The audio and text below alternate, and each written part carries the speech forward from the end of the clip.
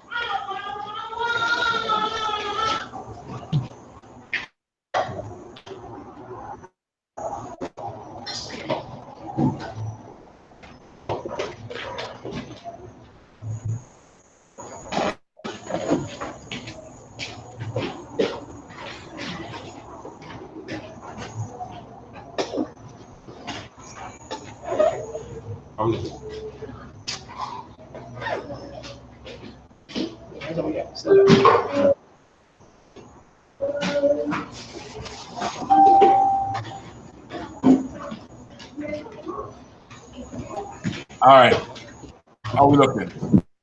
You straight?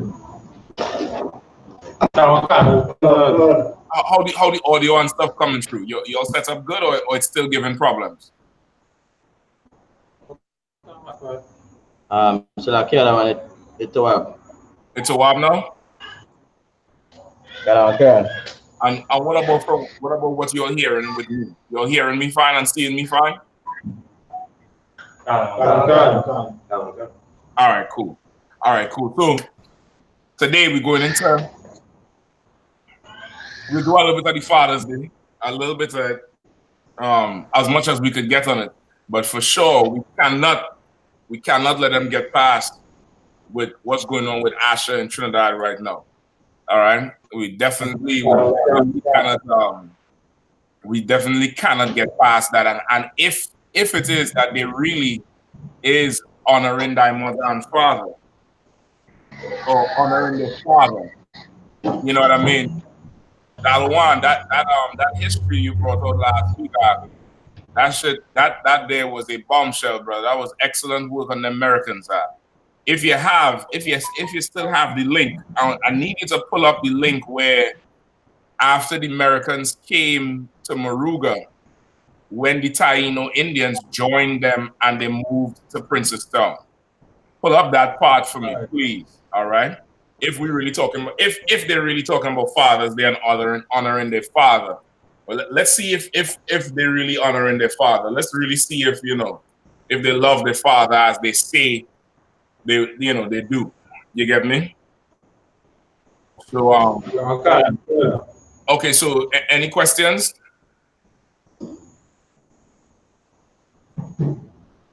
Get them in now on any topic. All right, everybody to what? All right, so how you all handling the questions of what to do about Venezuela? Somebody see you on the street and it's like, hey, what's the situation with the Venezuelan crisis? How what's the answer?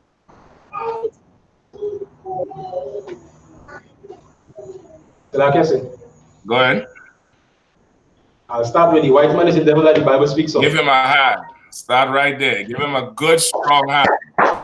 That's the first thing out your mouth. That's the first thing out. The first thing out your face have to be, well, the white man is the devil. And okay, I was a young, hard-headed boy. I didn't know no better. I didn't have somebody to foretell my future that I would regret not being fluent in Spanish. But I had the opportunity to learn Spanish at the mouth of a man who knows Spanish, and I rejected it. And brother, you're supposed to be lapping up all the Spanish phrases you can. You understand? Any Spanish that you could learn, you're supposed to be learning it, especially UPK phrases, right? The white man is the devil, el blanco hombre es el diablo, right? In Santa Biblia, in La Biblia, if you're saying he's the devil in the Bible, if you're saying he's the devil in the earth, is en la tierra, right? You want to start picking up those phrases because Okay, not just because that's what's going on now in Trinidad.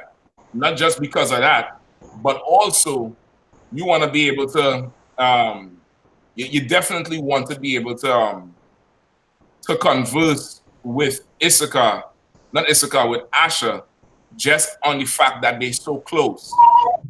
You understand? And I remember growing up, it was always a situation where you definitely want to learn it for the just so you'll have the opportunity to converse with Asher on that level.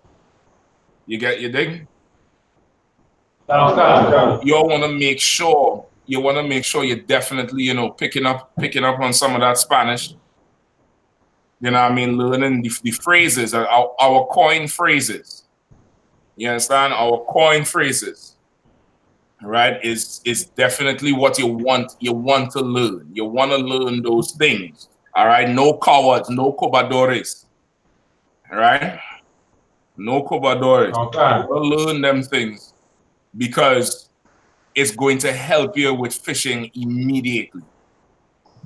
You understand? It's going to help you immediately with the whole process of fishing. All right? So, okay, good. So now let's get Father's Day and let's knock that out the way. All right. What do we have about Father's Day? What do you all have?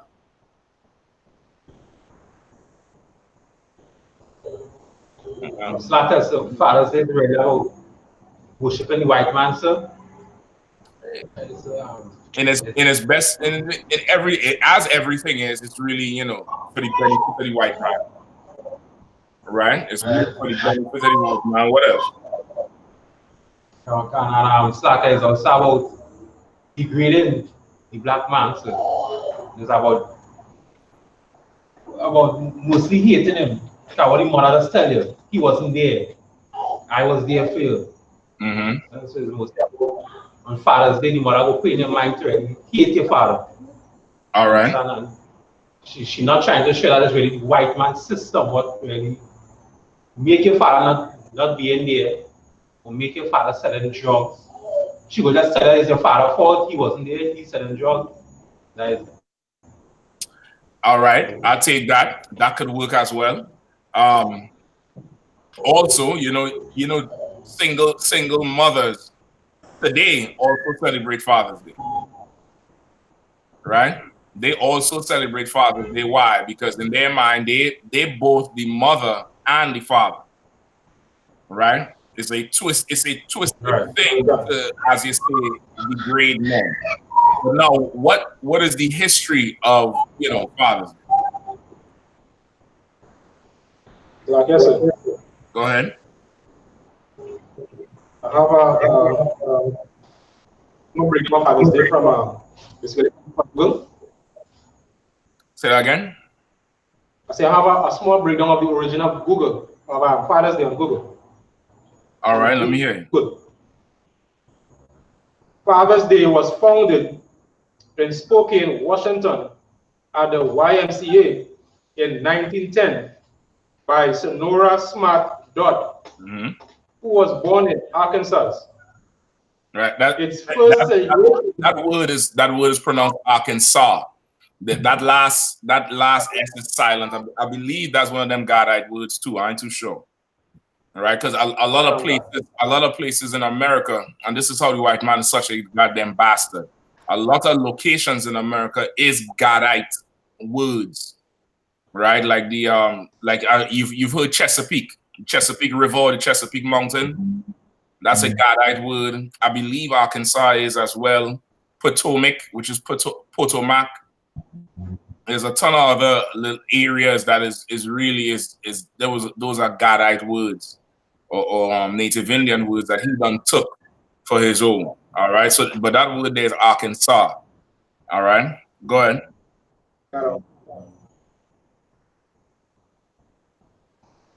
Go ahead. Yeah, its first celebration was in the Spokane YMCA on June 19, 1910. Her father, the Civil War veteran William Jackson Smart, was a single parent who raised his 6 children there.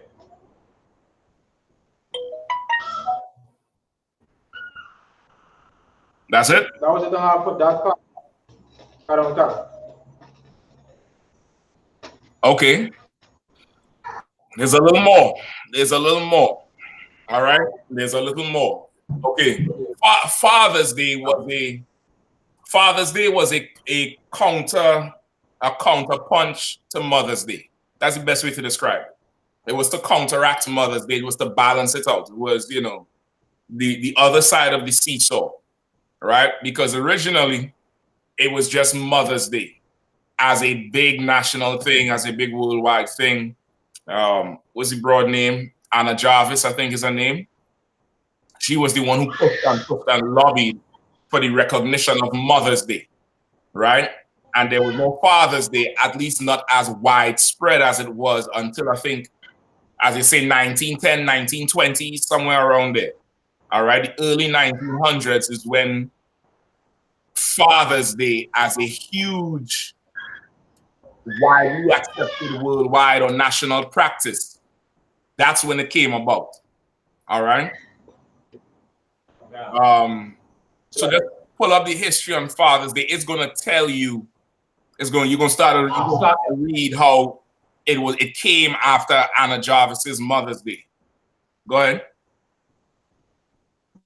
Slack, I have a Father's Day here, big long. I know what you want, but okay, pick me up from wherever they stop at Mother's Day. Where do they must mention Mother's Day first and Anna Jarvis.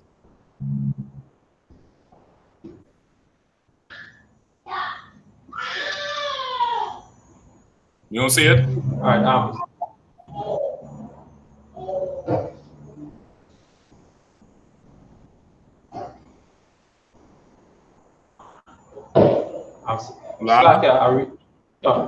Slack, let me just, I read just say, coming out to Mother's Day. All right, start reading. Go ahead. Yeah. The nation's first Father's Day was celebrated in June 19, 1910 in the state of Washington.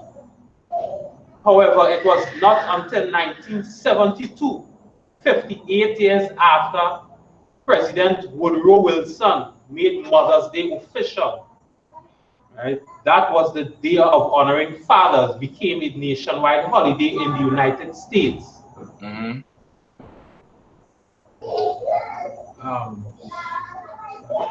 have some more here, but so I guess. Go ahead. Found an article on this one is Wikipedia in correlation with Anna Jarvis. Right, the same woman, Sonia. So I can't. He said her father, the Civil War veteran William Jackson Smart, his single father, single parent, who raised his 6 children there. After hearing a sermon about Anna Jarvis's Mother's Day at Central Methodist Episcopal Church in 1909, she told her pastor that fathers have a single holiday honoring them.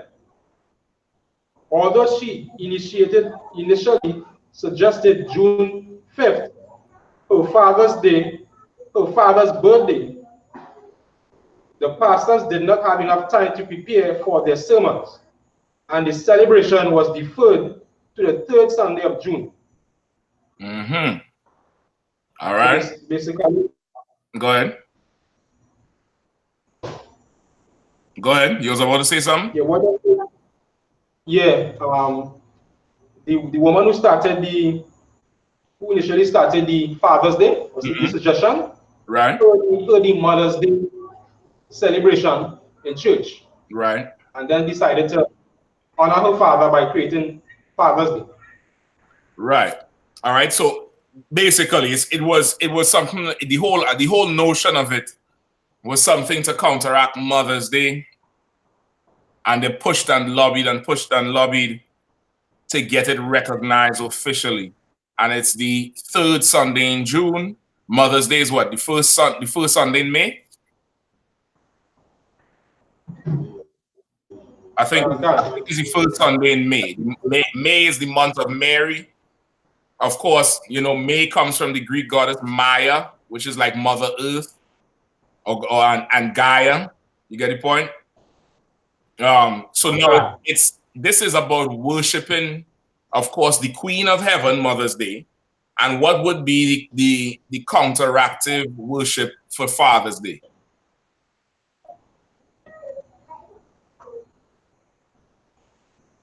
If Mother's Day is the worship of the Queen of Heaven, Astarte, Ishtar, what would Father's Day be? Salakia's king. Salakia, the king of heaven. Which would be who in the white man's world? Caesar was it? Not Caesar, but you want it. You close? Salakia. Would it be come down to Nimrod or Tammuz? You close with it too, but not Nimrod, not Tammuz.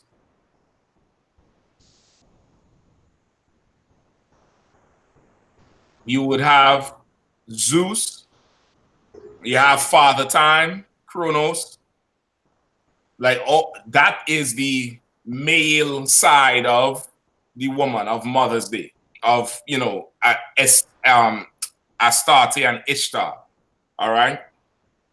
Now, with Mother's Day, they talk about it's also honoring who? Holy Mary, Mother of God, pray for us sinners now and forever. Remember that? With your little road.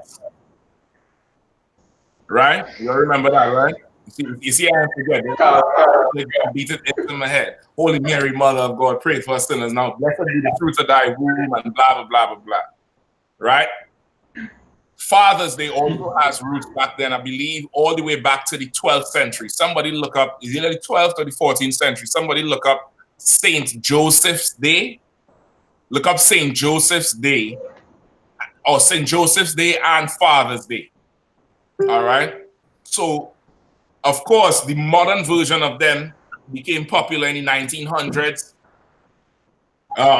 through Anna Jarvis and the other whore there who, you know, wanted to honor her father or whatever the hell she wanted to try to do, right? And of course, the white man is going to write that in his history because really holiday for the white man is about making money. It's all about money. It's all about commerce. It's all about selling something. It's all about selling you the idea that it's a good time to spend your hard-earned money. And who should you spend it with? Give all your money to me, which is the white man.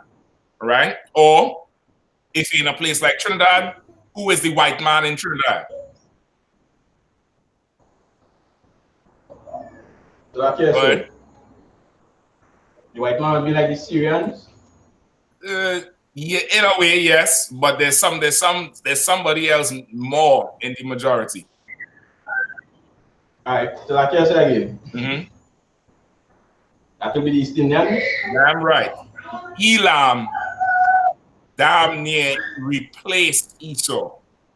The Syrians and the Chinese, they're there and they're pulling the strings too, but boy, the person who puts in his foot up our ass and said that is Elam. You get me? On an everyday basis, Elam is the one who is, I mean, oppression, the word oppression. He's squeezing out every letter. He's wringing it dry. You get the point? Okay. Of course, if we have to spend money in Trinidad, who are we giving the money to? If you had to buy a Father's Day card or a Mother's Day card or a Father's Day tie or a Mother's Day tie, if you had to go and buy food to cook for your father, who are you buying it from?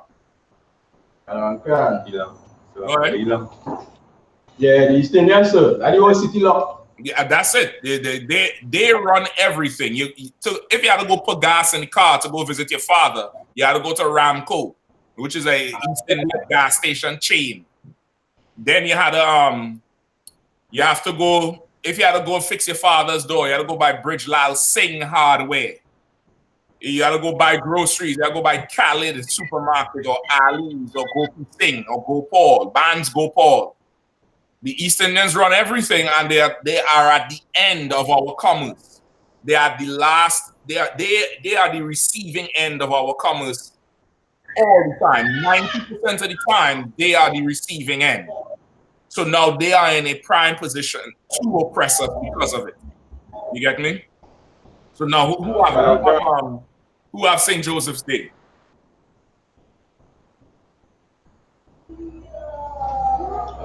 I have an article here. Please, quickly. It says, in Italy, Father's Day is both similar and different to the Father's Day held in the US.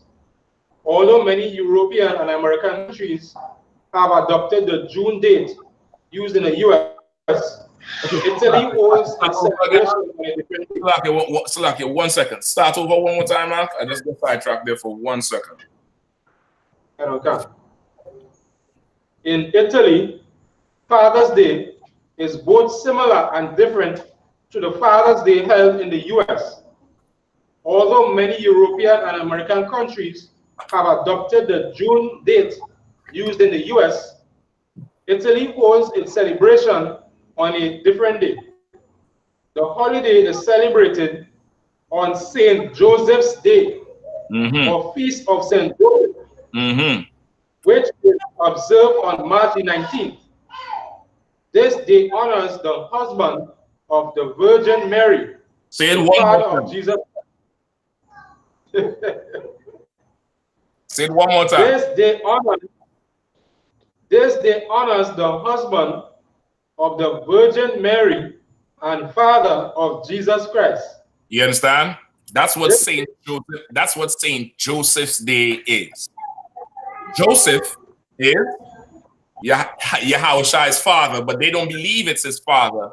They believe Joseph is stepdaddy. They believe Joseph get a jacket, like how we just say.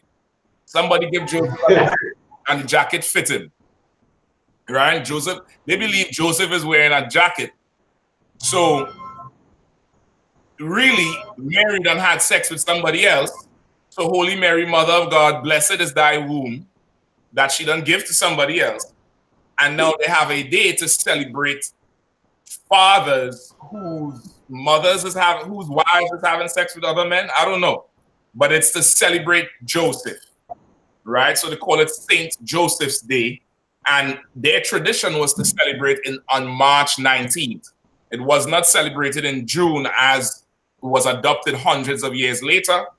But the Catholics in Europe, or Christians in Europe if you want, they would celebrate St. Joseph's Day on March 19th. All right, go ahead.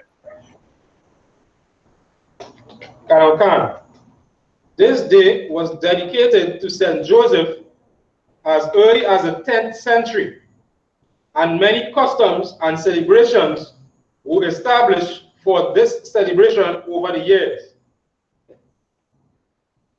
In Italian cities such as Sicily, thanks are given to St. Joseph to honor a legend about him. According to the legend, people's prayer to the saint once brought rain during a severe drought, so food and plants could grow, including the fava bean. Due to this, the fava bean is part of an old tradition during St. Joseph's Day, as it saved many from starvation. All right. So now, because they now recognize, they make Joseph a saint, right? That's what the Catholics would do. They say you're a saint, which means you are above everybody else. You have a certain, esteem amongst historical figures, but of course we all know, what do we know about saints? The true saints, according to the Bible. What do we know?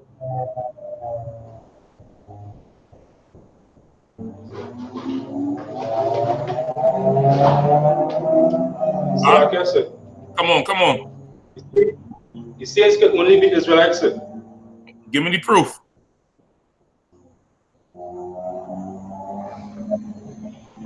Okay.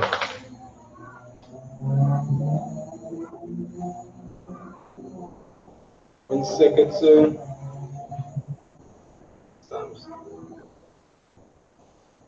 Come on, y'all. What's going on? Asha waiting at the borders, man. Now you had to deal with Israel. Now to you go deal with Asha. Come on, we had to be faster than that with this thing. So like I said, use Psalms 50 and 5. Come on, let me hear it. God and my saints together unto me, those that have made a covenant with me by sacrifice. Right? That's who the saints are. Right? There's another one too. The horn of Israel. Yeah, I'm stuck at that one, Psalms 148. Let me hear that. 40. He also exalted the horn of his people, the praise of all his saints. Right? That's where I would go first, and then the other one. All right? The horn of his people, the praise of all his saints. We are the saints. You are a saint. I'm a saint. Every Israelite is a saint. Right? All Israelites are saints according to the Bible. The white man is a bastard and a devil. So, of course, he has to marry his Greek philosophy into the Bible. And the Greeks always worshipped certain men, worshipped certain women. And the only way to do that was to say, well, this person is a saint. We have to pray to Saint Michael, Saint Peter, Saint Mark, Saint Joseph. You get the point? Now, back in the 10th century, 11th century, after they done adopted St. Joseph's Day and kept that festival on March 19th every year, so they was going through some drought sometime, and they prayed to St. Joseph because, of course, he is the father. And what does a father do? Yes, sir. A father will look after his children. A father would provide, right? They really praying to him in the context of he's going to provide for us. So in praying to him, he going, oh Father Joseph, you gonna provide.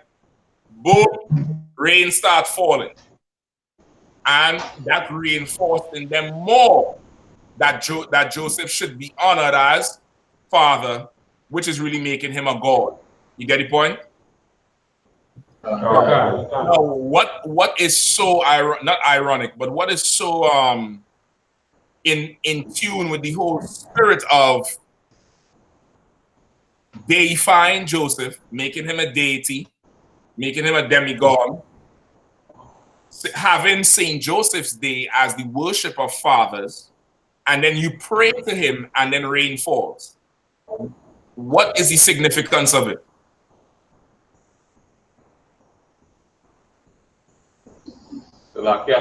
No enjoyment.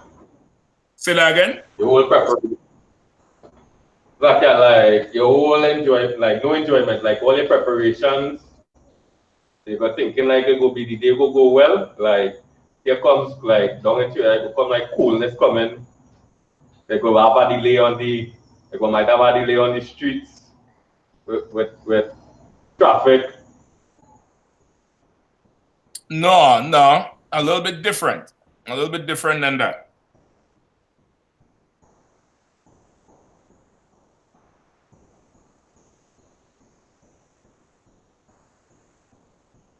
Like I said, I'm going to hear the question one more time. Okay.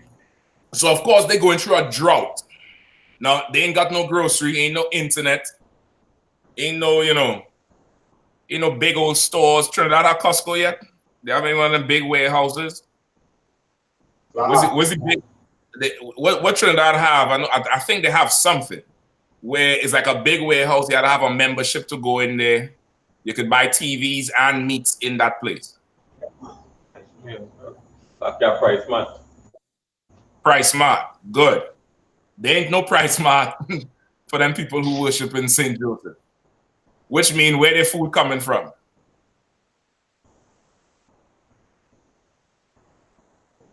Where's their food coming? Yes, sir. Come on. Farming, sir. Their food coming. Farming. Their food coming from the ground. If there's a drought, there's no food. So now they're saying St. Joseph is going to bring food. St. Joseph is going to make it rain. Make it rain, St. Joseph, make it rain.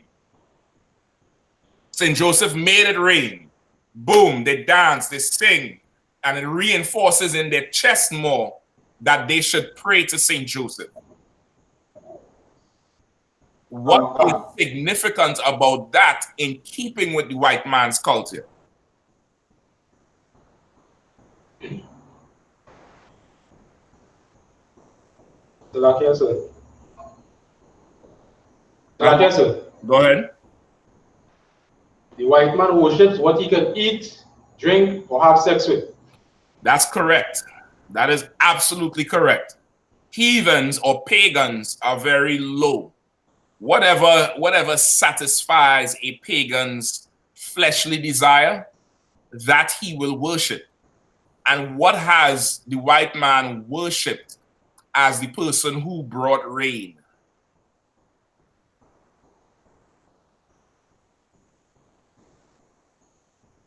I'm going to give it to you for time's sake. Come on. We have a delay or you're stalling.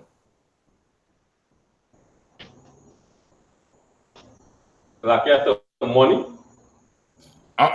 Just think historically back then. The white man worshipped a god for, I'll give it to you, for weather. Who is the weather god? Like I said, Baal. Baal is the original weather god. Who is the Greek weather god?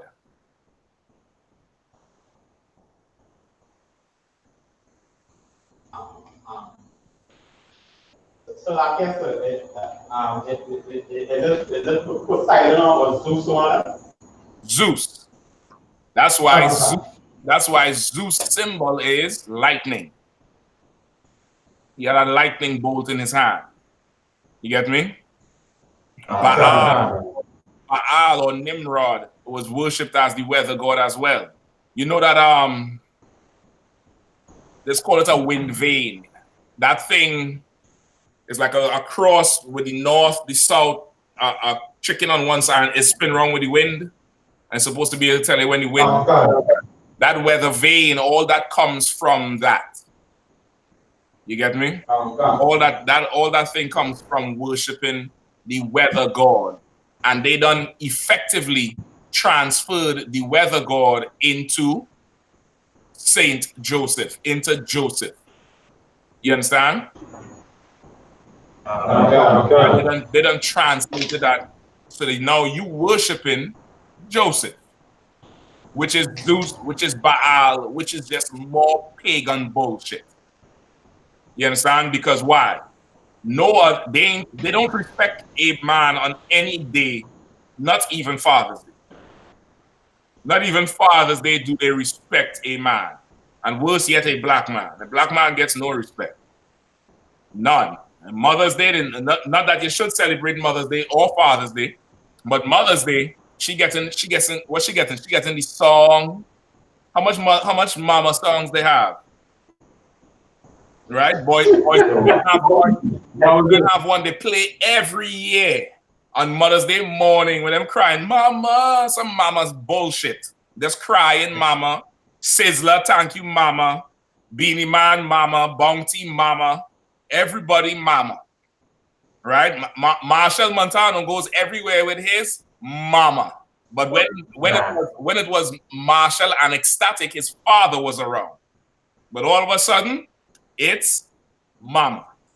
You get the point? Everything is mama. Mama getting the songs, the flowers, the roses, dinner, cakes. What that again? A tie and some socks? Some ugly socks. Shit you can't even wear with a clock. You know, long time brothers would turn it inside out and put it on with a clocks and make it look fly. You can't even wear them socks with the clock. Yeah. So goddamn ugly. You ain't getting, you get no honor on a Father's Day even. So it's foolishness. It's all foolishness. It's really worship of, the worship of the cast of heaven. That's the best way I could describe it. Right? The white man has a caste of heaven. He has a what's called that thing with all the gods. They have a word for it. Forget the name of it. But they have a word for it where they have many gods, but they have all these gods all together. Right? All together, and they worship all these gods, and they have to worship each god the same to not make the other gods more jealous of other gods. You get me? Okay. Right? They have to make sure that they would. That's why they had what they have Mother's Day worshiping Mary. Now we have to have Father's Day so that we don't piss off Zeus too much for worshiping Gaia or Ishtar. You understand? That's the culture of pagans. That's the culture of them. When in here, brother, we are about laws, statutes, and commandments. Right? We are about laws, statutes, and commandments. Give me the law, statutes, and commandments concerning your mother and father. I want it in the Bible and in the Apocrypha. Let me see who's gonna have it in the Apocrypha. Ooh wee! I'm gonna get some prizes ready. Don't worry. Somebody impressed me today. Somebody show me today that okay, I've been studying. There's one in the Apocrypha that is, clear. All right, give me it quickly.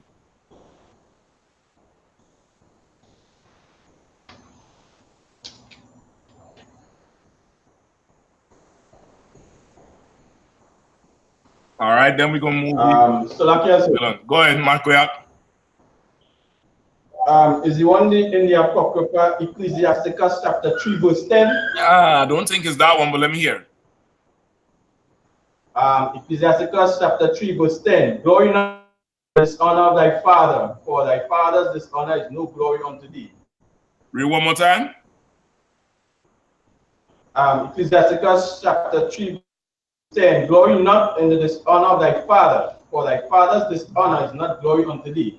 Right, that's a good precept for how you should deal with your father. That's actually an excellent one, not the one I was looking for, but that's a very, very good precept. Glory not in the dishonor of thy father. What does that mean? What is that talking about? So like I say, I will put it like this, right? You see like how this Father's Day is degrading of the father. You know, degrading of the black man in the home. It's kind of like I will use it to time with that then. You know what I mean? Do glory in your father's dishonor. You know that kind of way? If I have it right. Yeah, okay. Your idea behind it is right. You're just not explaining it all the way. You want to try it again? Right. I would like to hear from you, sir, please, Tawala.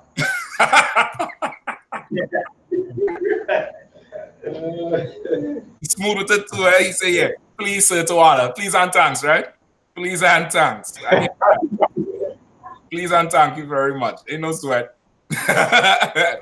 All right, like as you say, like in the home, what you hear about your father, if you did not grow up with your father, was all the evil, right? Anything evil you heard about your father. He ain't shit. He a deadbeat dad. He this, he that, he the other. And of course, a child would grow up wearing that as a badge. You was never there for me. You did this, you did that. And worse again, if the father is not that well off. And the father might be struggling. He mightn't have a whole ton of money. Father might be locked up. He might be in prison. He might be homeless. And because of growing up in the Christian church and growing up in, the worship of women, you will learn to glory in his dishonor, meaning you would now look at him in his low state and mock him and laugh at him and tell him it serves him right. And, it serves you right because you was never there in the beginning and blah, blah, blah, blah, blah. And the scripture is saying there ain't no glory in that. You glory in his dishonor. There's no honor in you for that. Why is there no honor in you for doing that?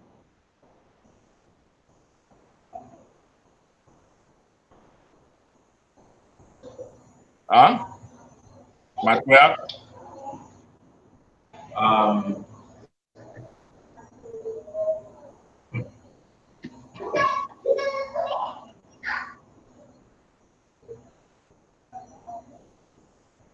gonna help you for times. Anybody else?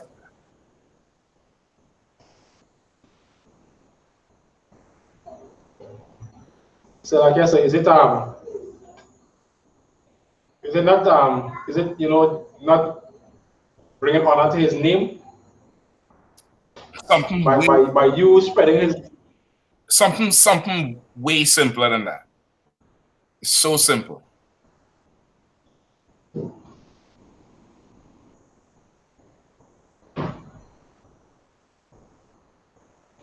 So like I said, Go ahead. you're supposed to honor your father, you know, you're supposed to honor your forefathers by following them, you know. Following things. Actually, Abraham did not follow his father. That's how we have the nation of Israel today, because Abraham left his father.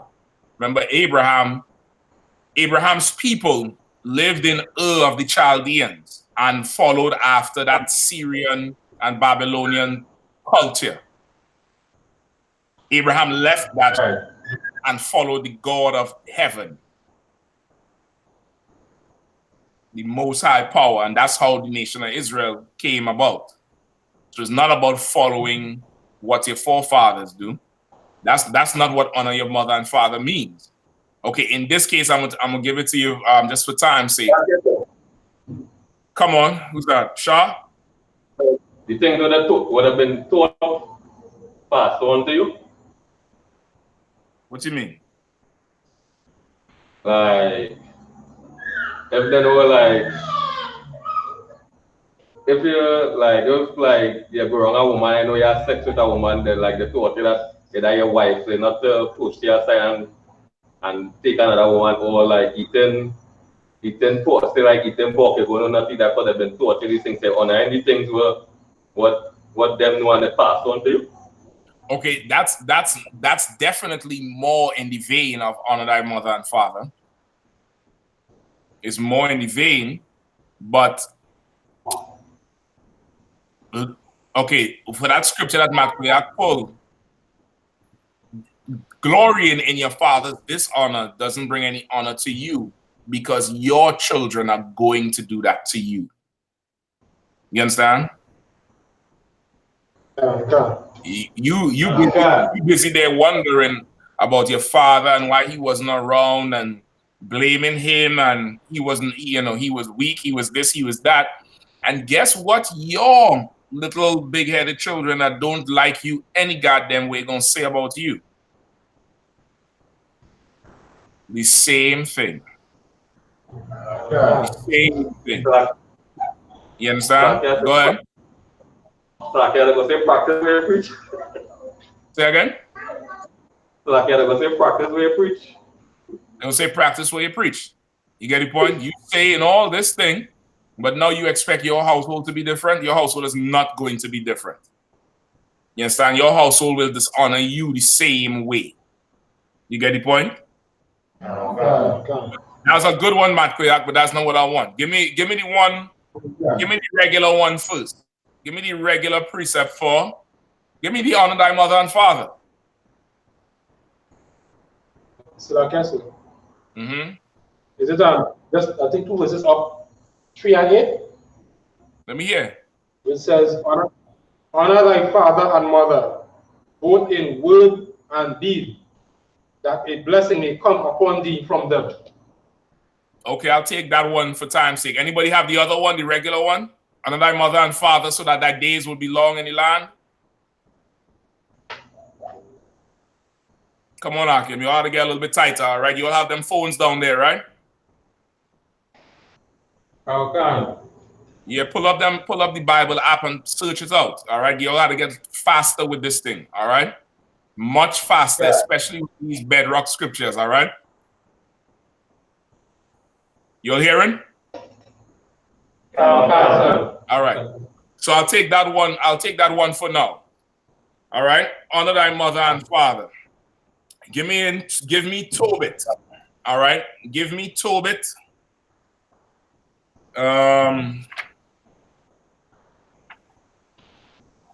Give me Tobit on. Give me the one in Tobit with honoring your mother and father.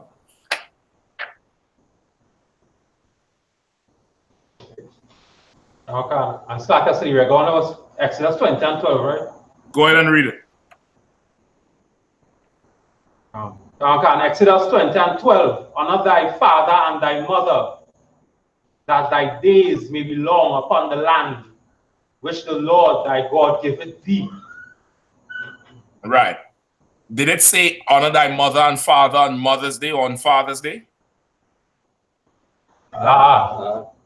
Right. It say honor thy mother and father, that thy days shall be long in the land. It didn't say honor thy father and Father's Day and thy mother and Mother's Day. None of that bullshit is in the Bible.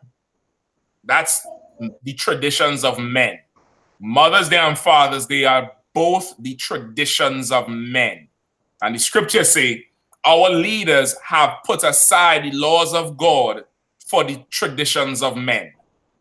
And if you ain't, listen, if you don't wish your Father's Day, I'm sure many of you brothers done got calls today. What happened? You don't love me no more? How you ain't calling me today? How you ain't see me today? At least I hope you're getting that call. Some of y'all probably now coming from the Father's Day brunch. Let me see who have food in the beard. You look like you have some food in your beard right now. From the Father's Day dinner. You get the point? But that's how it goes because you're not celebrating it no more. So, of course, your physical father is going to feel some type of way because of the social pressure. But if the radio station said nothing about Father's Day, if the TV said nothing about Father's Day, the newspaper said nothing about Father's Day, would your fathers feel any type of way if you didn't say today on some random day, Happy Father's Day? Would they feel some type of way over it? No, sir. They would not feel some type of way, which lets you know this is just a social pressure. It's peer pressure for grown-ups. It's just a social pressure that means nothing. When you honor your father, give me Tobit chapter 10 and start at 12. Tawada. Book of Tobit chapter 10 and verse 12. And he said to his daughter, honor thy father and thy mother-in-law, which are now thy parents, that I may hear good report of thee. And he kissed her. Edna also said to Tobias, the Lord of heaven restore thee, my dear brother, and grant that I may see thy children of my daughters Sarah before I die, that I may rejoice before the Lord. Behold, I commit my daughter unto thee of special trust, where I do not entreat her evil. Right. So now this is the sister's parents telling her that that's just Tobit or Tobias. This is them telling her that Tobias, because he's now married to her, he's gonna take her back home, and that she is to honor his parents because they are now her parents. What is that talking about? Doing for them what they did for you when you couldn't do it yourself. That's honoring your mother and father. Your mother could be a Muslim, your father could be a Rastafarian. When he gets to the age where he can't feed himself, you make sure he eats. You make sure he eats. You make sure he gets a bath. You make sure he can't clean himself no more. You make sure there's adult diapers stacked to the ceiling in that house. You make sure that. You make sure he doesn't have to sit in some nursing home with some Hamite or some East Indian begging for food.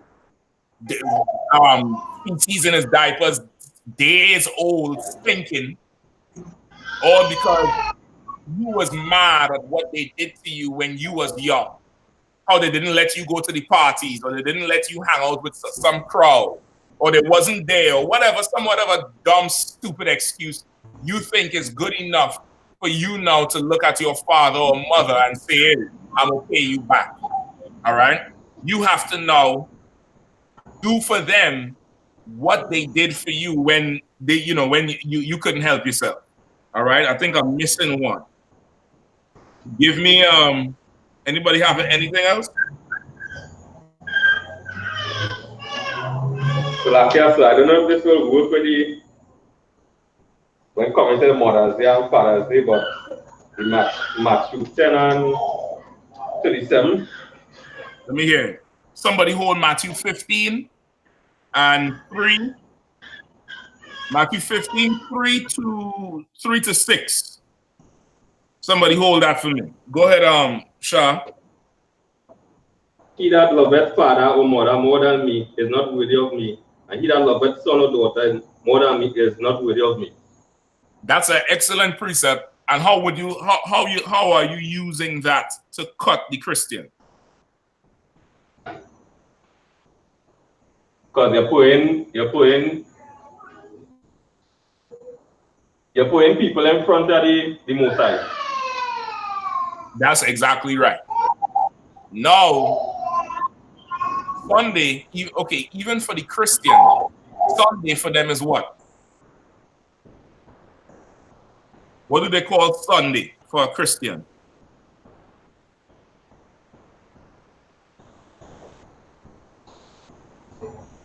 Like I said, Go ahead. the Lord's Day. They call it the Lord's Day. So how come on the first Sunday in May, it's Mother's Day, and the third Sunday in June is Father's Day? I thought Sunday was the Lord's Day. You understand? Maybe the Lord is a whole slew of gods that they worship. Maybe that's what it is. Maybe that's what it really is. Like I said, Sunday is just the worship of whichever god the white man say to worship. Go ahead, Ricard. the Lord taking a rest on that Sunday. So. The Lord's Sabbath is Mother's Day and Father's Day. I hear you. That's why the church is the way it is. You get the point? That's why the church is the way it is. It's absolutely ridiculous. Give me the one, Matthew 15.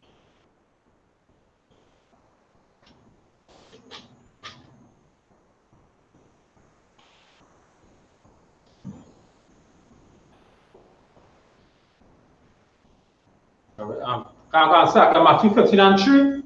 Yes, read from verse 3 all the way down to 6. Matthew 15 verse 3. But he said unto them, why do ye also transgress the commandment of God by your tradition? You understand? The Lord say, have no other God but me. But you transgress the commandments of God for what? Mother's Day? For Father's Day? You brothers and sisters, you better stay strong against that. I ain't telling you how to curse your parents out or get hostile with them. They're going to say all kind of foul things to you. Say, all right, mommy, I understand.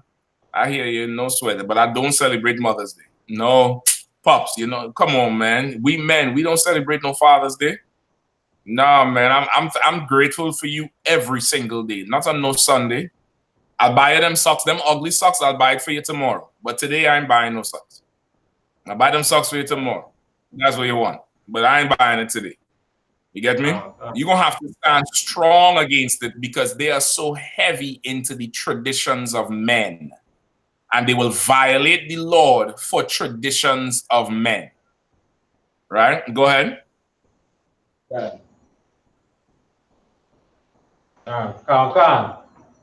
For God commanded, saying, honor thy father and thy mother, and he that curseth father or mother, let him die in the death. But he say, whosoever shall say to his father or his mother, it is a gift by whatsoever thou mightest be profited by me. 6. And honor not his father or his mother, he shall be free. Thus have ye made the commandment of God of none effect by your tradition. All right. So now what are we talking about? What does that mean?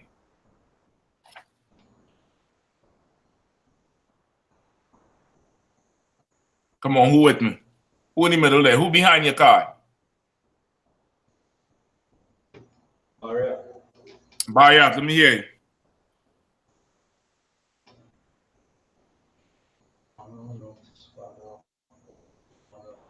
You'll give it a shot? Basically, what I believe he's saying is, once you're not bowing to the world and you're standing up on God's word in terms of you putting God's will in front of man's tradition, you'll be free. Even though you're correct them. He's still kind of roundabout about it. Still kind of roundabout. He ain't getting straight to it. Anybody else? So I feel like we are way past over to keep and we keeping Mother's Day or we keeping Easter. Right. Right. I'll take that. But what is it? What is it when they say read verse 4 one more time? Matthew chapter 15 verse 4. And God commanded, saying, honor thy father and thy mother, and he that curseth father or mother, let him die the death. All right. So what is verse 4 saying? Yes, like I said, verse 4 saying, as God commanded, and if you go back and you're speaking before about Exodus 20 and 12, when the scriptures say, honor thy father and mother, that thy days shall be long in the land of the living. If you honor your father and your mother, the Most High, gives a command that you'll have a long life. Long, I should say, possibly prosperous life, possibly a long life. And he that curseth his father and mother, who do not honor them, he say, let him die the death. So which means, however you deal or you curse your mother and father, your life would be cursed, or life would be short, in the essence, from opposite of what the commandment that was given.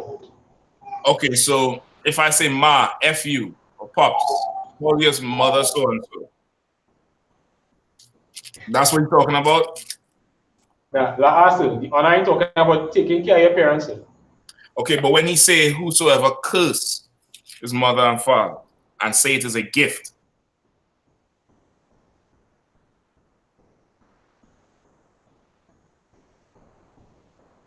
what's that talking about? So like I said, I'm not sure if this is it, but is it like let me see how it have the Father's Day was today, right? And child come and uphold that Father's Day with the father. Right? Is it in that alignment with saying by you upholding that tradition with your father, knowing the truth? That's how I go for it. Is it that you're cursing your father knowing that you know better? Or you know what is right? Yes, you are, but that's not what this is talking about. But yes, you are, because now you know better, and you're provoking the Lord to jealousy. And because the Lord done gave you the truth, and you still go do this, now the Lord could decide to grieve you like how you grieve in him. You get it? Remember Ezekiel? Ezekiel he was in love with his woman. He was in love with his woman. Nothing wrong with being in love with your woman. Love your woman. Love her. But when that phone ring and put on that boots and braids and meet her on the corner, whatever you do with her have to stop. And you had to understand that. Okay. Now, if in case of Ezekiel, he did not want to stop what he was doing to follow what the Lord wants, so he was grieving the Lord, so the Lord gave him grief. You get the point? So in that there you are cursed, but give me the meaning of curse. Give me the spirit of curse. Somebody had their hand up, so what? You had your hand up? So like I said, I just want to add on what you were saying concerning the it is a gift by whatsoever thou mightest be profited by me. So by me being in the truth, and as I just say, bringing forth this gifts, saying no and celebrating with him, it come like, just as we read before, it come like, he that cursed father or mother, let him die in the death. It come like, I cursing you because I know the truth. Not so complicated. I understand what you're saying, but not so complicated. Okay, let's go back to curse real quick. What time we have there? 8:15. Salakia, I come with both guns blazing for Elam today. If you let Elam get off the hook with this shit, brother, I'm going to curse you all. Salakia. I'm coming for Elam today. I'm coming for whatever that Ragu name is. Stuart Young, Double G, all of them, for oppressing Asher the way they did and influencing these stupid Benjamites. Salakia, I love my people, but boy, we use some simple cheat to turn our backs on Asher. Right? I'm coming with smoking guns for Elam today, brother. Okay, let's get to curse, right? What is a curse by definition? Like yes, sir, right? Uh-huh. I don't know if it's the example on like making with the pampers, right? It's like, all right, your grandfather need the pampers, right? There's the pampers there, but I tell them like, you're going on. You need pampers, but you go and get the pampers for yourself within the house. You need to help him put it on, but it's there for him to put it on. Right. So now, if you're doing that, what are you doing to him? What is that action doing to him? Like I said. Go ahead. Who's that, Baya? What was my question? Michael, go ahead. It come like you're putting punishment on into. That's it. That's the word. A curse is a punishment. A blessing is a reward. Right? So Shah, that's what he was trying to say. Like, that's the passive aggressive way of doing it. Like, okay, here the pampers there, and you are big man, and you big, you know, big daddy Kane. Remember when you was whipping my ass all the time? Yeah, go and pour them pampers now. Yeah. Go walk your ass in there and pour them pampers now. And clean up all the shit too, eh? Clean up all. I don't want to see nothing on the floor. Now you start to reciprocate what was probably done to you. I don't know. But you start to treat your parents the same way. Go ahead. Who was saying Salakia? Yeah, so like I said, you know, like in the age, you know, eating the food is spoonful. You can't pick up the spoon.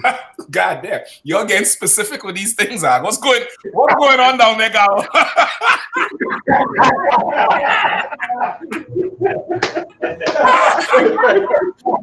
I'll go on the general. Like, you know, they describe it from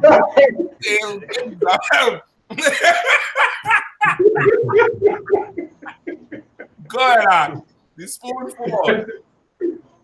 Go ahead. Yeah, so like I said, you will like, you know, that good well pick it up now. You know you can't do, you know, it's like that's for my punishment there.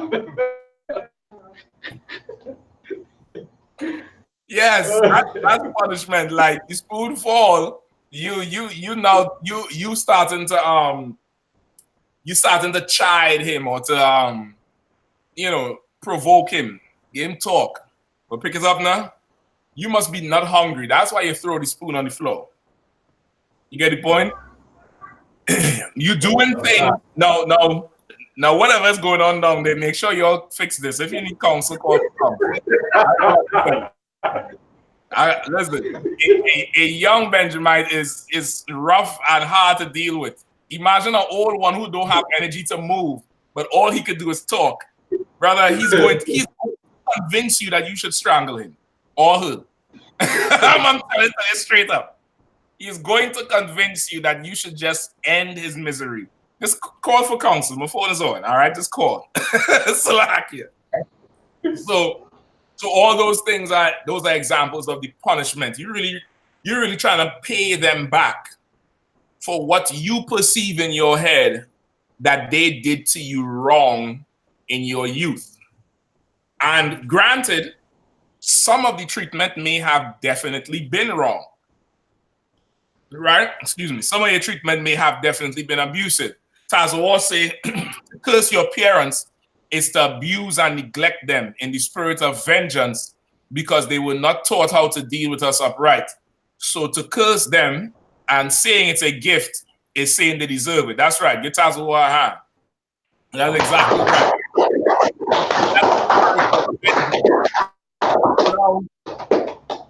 Now, once again, Shah, like the situation with the Pampers, like that's what I say, you're describing so well. The situation with the Pampers, you call the situation with the spoon. The diapers is there, the food is there, but they can't handle it because they get old now. They're like a child again. Once a man, twice a child. So when the scriptures say, and thou say it's a gift, meaning it's a gift, whatever you profit by me, meaning in today's English, how would you say that in today's English? Anybody know it? Like I said. Go ahead. You're lucky I'll give back the spoon. You're lucky if I will change your pampers here. You not even that far. That is great if you do that. But it's like I brought this food for you, and all you had to do is you had one job. One effing job. Hold the spoon and put it in your mouth. You should be glad at even giving you food. You should be glad at even buying the diapers for you. What, you want me to change it to? What, you're a baby now? You should be glad that I even buy the diapers. Whatever you profit from buying me, you should consider it a gift because I shouldn't be doing nothing for you. Like, that's not honoring your mother and father. So if that's cursing them, honoring them would be what? Coming in the room, changing the diapers on schedule. People's biological clock is the same. Most people wake up the same time, take a piss the same time, take a dump the same time. People's clock is almost the same. You could have a whole schedule around taking care of people. You come in there, check him out, check her out. You know what I mean? Grease their skin, put some cream on them, brush the hair, comb the hair. You know what I mean? So some of them Christians, they put their parents in a home and don't go see them. Don't go see them. Brother hair growing all wild. He old, looking like he homeless in the damn in the geriatric place. When you could go there with a little clipper and grade him down, brush his beard, make him feel like a human being.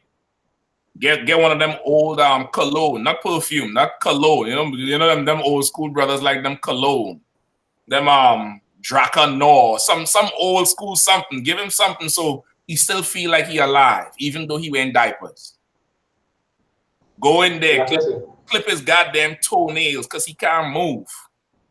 Get them toenails done. You get the point? Clip them up because in that age is diabetes, ingrown toenail, the toe start to fester. Taking care of old people is, you have to be very, very meticulous. You have to watch everything. Check them for bruises, especially if they're bedridden.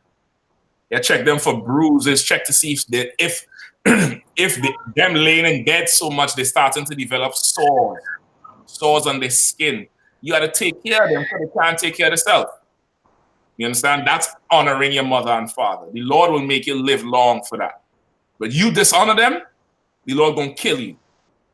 The Lord is going to kill you. You understand? Who was saying Salakia? Oh, yeah, Salakia, I was just saying, you wouldn't want to look like Einstein now. You know, Yeah, Einstein had that. You don't want them to, you want to have your folks with some dignity. Just like if you had a little baby, you want the baby to look, like somebody's taking care of this child. You check in to see when the clothes get too small, when the clothes get holes in them. You check in the diaper. You coming in there periodically. You want a snack, you want some water. Yeah, drink this. Just like a baby. You ever talk to a young baby, 1 year old, maybe 2 years old. Maybe ain't really understand what you're talking about. They might respond yes, no, okay. But you having a conversation with them out of love. I'm going to talk to them. Eventually, they're going to understand. Yeah, go in there and talk to the old man. Go talk to the old woman. They might not understand nothing. They might just sit there and look at you. I know old people be having this dead look. The mouth open, they're trembling, and they're just looking at you. And they're looking. Just go in there and talk to them, man. Let's sit down and talk to them like we lost that following this white man. And now we trade all of that when we're supposed to be doing it regularly and try to pack it into one day, Mother's Day or Father's Day. But for the rest of the year, brother, them diapers ain't getting changed. For the rest of the year, all the spoons in the house under old man bed because you ain't good and pick shit up. Nothing. You just leaving it there. You understand? So we clear? We good? Y'all get quiet, boy. What's going on, man? Galawan, find out what's going on with these people, grandparents and parents, please. Y'all get real quiet there, boy. It's like you're probably in there now. I'm a priest, and you going to say can out of one can. Say it.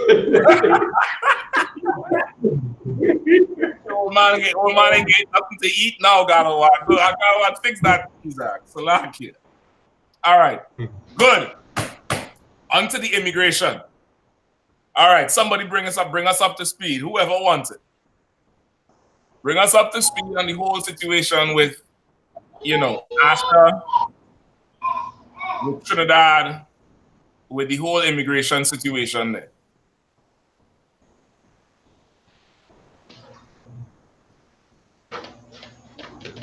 Anybody, quickly. Yes, sir. Go ahead. One of the latest things I heard is that after the ending of the registration process, the issue visa restrictions on Venezuelans in terms of coming into the country, and they say they will try and tighten up the borders so that no more wouldn't be able to come in. No more vessels would be able to come in, right? Yeah. All right. Did they extend the registration days? Last. Like it have like they close it off on the Friday, but all who have numbers, they can still come back on the I think from maybe Monday or I don't know if they do it over the weekend. But who have the numbers already who get in hand and then they get through. That is absolutely crazy. It's absolutely ridiculous. And to say the least, is ridiculous. So of course, as we went through a lot in the previous classes about the history of Venezuela, all the way from, I forget the guy before Chavez, I forget his name, but we went through the history with him, how he allowed the Americans in and they damn near turned Venezuela into a capitalistic society. When Chavez came in, he was not against that system. But eventually, after an attempt was made on his life, and him finding out that America knew about this attempt on his life, he broke all ties with America and went as far as calling the white man the devil and how we must resist the devil. And he changed Venezuela. He turned Venezuela around. He made Venezuela one of the richest, most productive countries in the region. Right? He he increased Venezuela economy by so much that it started affecting other countries in the region, other South American countries, Brazil, Chile, all them countries around Ecuador, and the Caribbean region as well. All right. Chavez then died. He got sick. While he was sick, he was raising up this young boy who was going to take over from him, named Maduro, Nicolas Maduro. All right, Chavez died. Maduro came into power. There was an attempt on Maduro's life using a drone. I think the drone exploded, you know, it didn't get close enough to him, but it exploded before. They tried flying a drone into him. You could go on YouTube, look it up. They tried to kill him. That didn't work. They tried to rig the election. That did not work either. But of course, the white man has been toppling countries for hundreds of years. And he knows if you want to take a country over, you don't take it over from the top. You take it over from the base. You understand? You take it over from the streets, which means you must create social and civil unrest. And then you could take over a country. Because once the waters, remember the scriptures say the waters get unsettled. Though the waters are the people. Once the waters get unsettled, you can't control it. You understand? You can't control it. And people, especially people in the world, but people by and large are driven by what? What drives people? What motivates the average human being?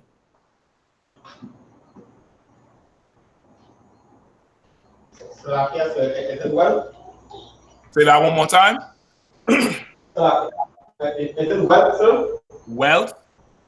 I'll take that answer, but I want something a little bit more descriptive. But wealth, I'll take that answer. Let me ask you, what do you mean by wealth? So I said, having your basic common everyday needs taken care of, sir. That's it. If I could put it in that perspective. Yeah, that's the better way to describe, because wealth is not that. Having your basic needs taken care of is not wealth. Wealth is something else. Wealth is something me and you don't know nothing about. Right? Wealth is something we just, you know, we just assume that, you know, we know how to spell it, but we ain't know what the hell wealth is. You know what I mean? We don't understand that. Right? What all we want is to pay our bills. Wealthy people don't ever worry about bills being paid. It's a totally different mindset. You get me? They working on something else that, you know, bills getting paid. What are you talking about? The wealthy people own the bill you pay. Let that sink in. Let that marinate. Let that sizzle in your spirit. let that go inside of you. Hell, the wealthy people own the bill you pay. But for the average everyday person, what drives you is a roof over your head, clothes on your back, food in your stomach. Sex. That's basically it. You take that away from the masses, brother, you're gonna have a problem on your hands. You understand? You are going to have a problem. Just think of those of you who live in household with children. I'm talking about, you know, children in the house. You got 2, 3 kids, 4, 5 kids. Give one food and then don't give the rest food. See what will happen to that one. See what's going to happen to that one. It's going to be a nightmare. Now imagine a whole country consistently on a decline over some years and finally can't get nothing. Can't see nothing coming. Watching what the media is saying. Getting spun around because of the Christianity. Don't have a clear path to think. And hungry, and got kids screaming, and got a pregnant woman who ain't got no food or no medical care, nothing.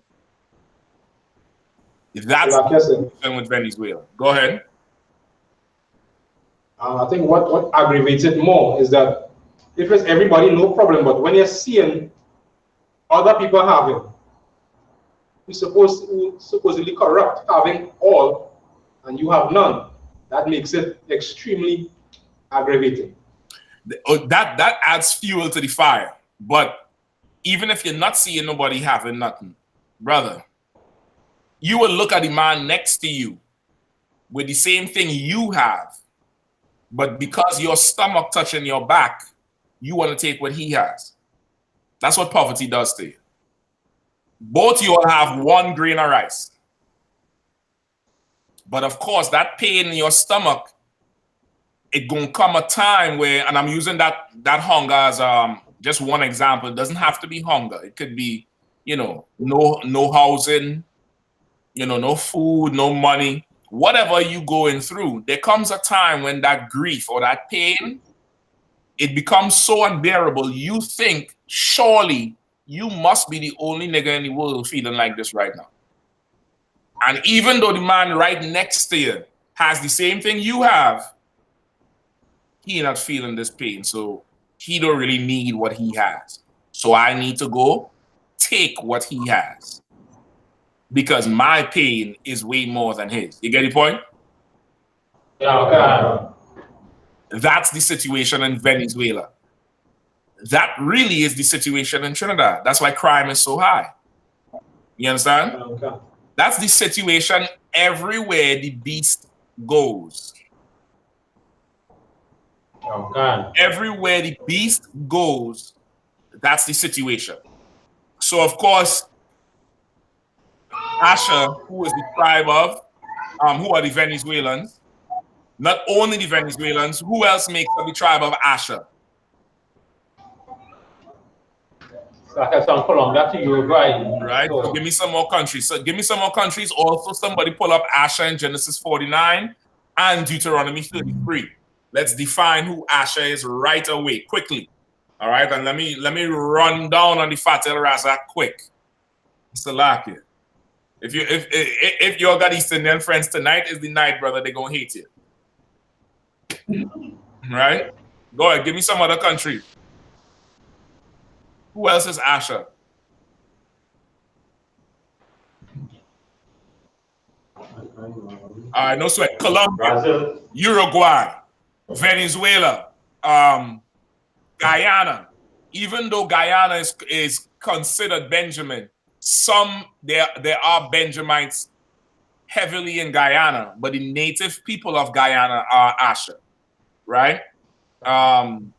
I'm talking about the native people, the Taino Indians. They are Asha, but of course you have Benjamites over there, strong, heavy, and of course a ton of East Indians in Guyana. I think they're the majority in Guyana, to be honest. Who else? I think Uruguay. Uruguay is also Asha. I think Bolivia is also Asha, right? I think those make up Asha. Suriname is there. Brazil. How could I forget Brazil? Come on, SWAP, man. Listen, I gotta hang up my boots now. I can see what's going on. I hang up my boots, man. That's it. I'll go and put on that. yeah. I can't now, man. Nah, All right, that's it. Class over. Wrap it up. Make the announcement. How about you forget Brazil? Brazil is Asha, right? I know I was forgetting somebody. Tawada. Right, so Venezuela is also the tribe of Asha. Venezuela being so close to Trinidad, brothers and sisters are coming over for their life. They're coming over for just to survive, just to live. And in coming to Trinidad, they have faced tremendous hardships. The Chinese taking the young girls and prostituting them. Don't forget that. You remember that happened, what, 2 months ago?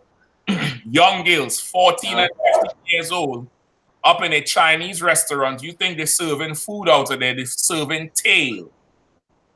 Young girls. Robberies.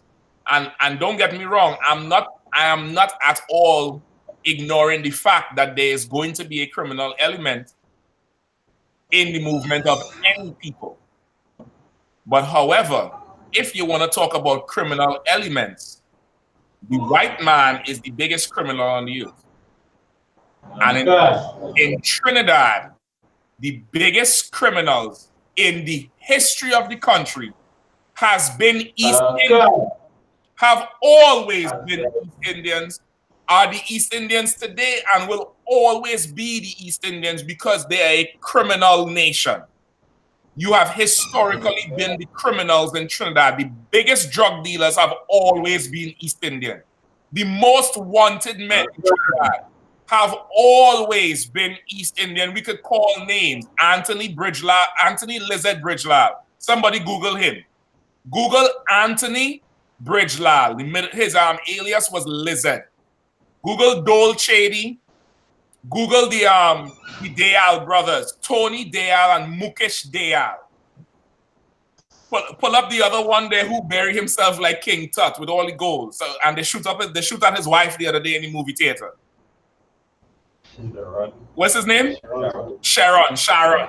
Google Sharon from hell. They say Sharon buried himself looking like Imhotep. And they say what? He's a legitimate businessman. Bullshit. How much car you could sell to get that type of money? Listen, I grew up with a sister who, her parents were friends of my family.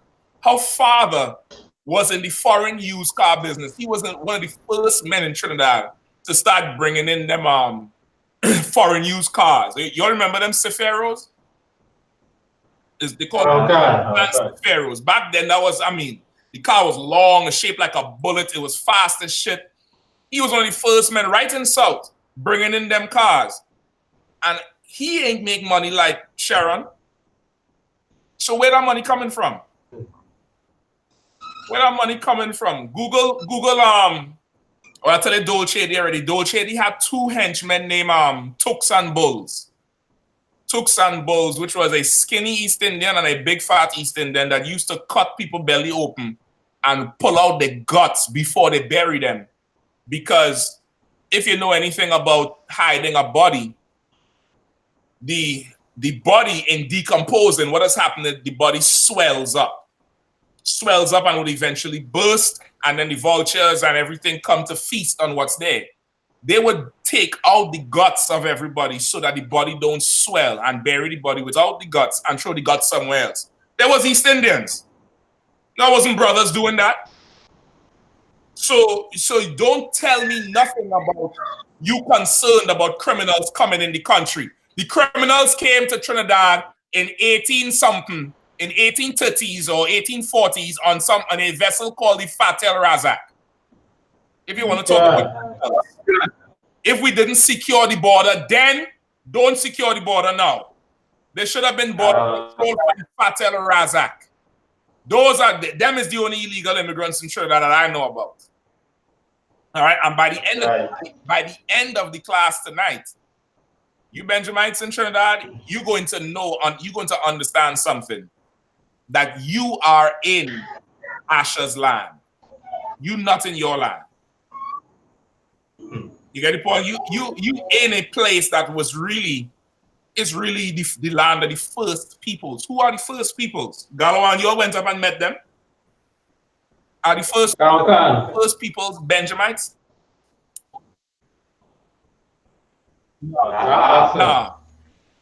All through the islands that Benjamin inhabits today is the same thing like how Judah inhabits the land of Gad and Reuben. It's the same thing. The land belongs to the native people. How in the hell are you going to tell them take a number to get registered, nigga? The hell is you?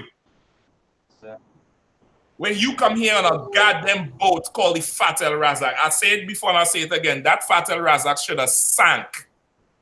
It should have sank to the bottom of the damn Caribbean Sea.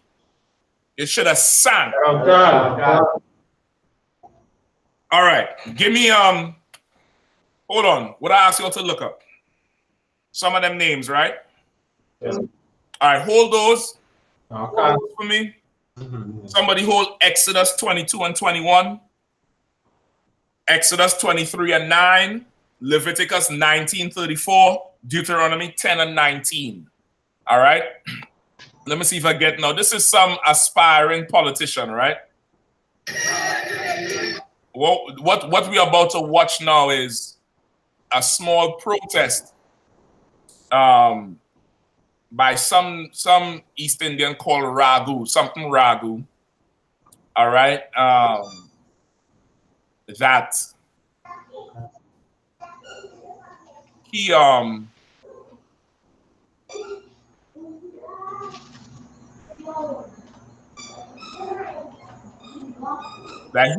this is a protest he's leading against Asha. All right, we're going to skip through it and we're going to look at some of the things he said.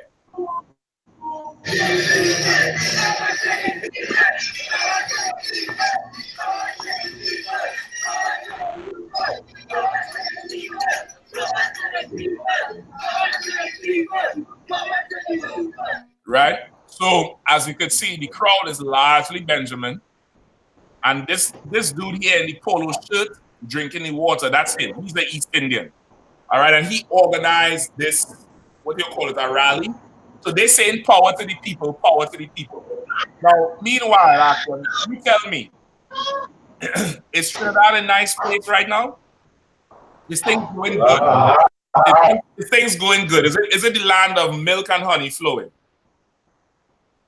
Right. It's hard. And it's not because the country is poor. It's because we have corrupt leaders. We have a ton of corrupt leaders that, due to their theft, have also divided the country racially.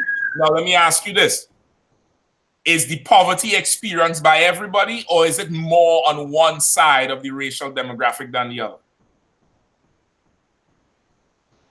One side. Well, I just say one side. It's more on one side. So why is that? What?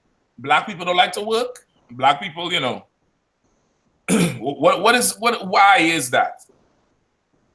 So let's go through and let's see what this East Indian politician here is saying.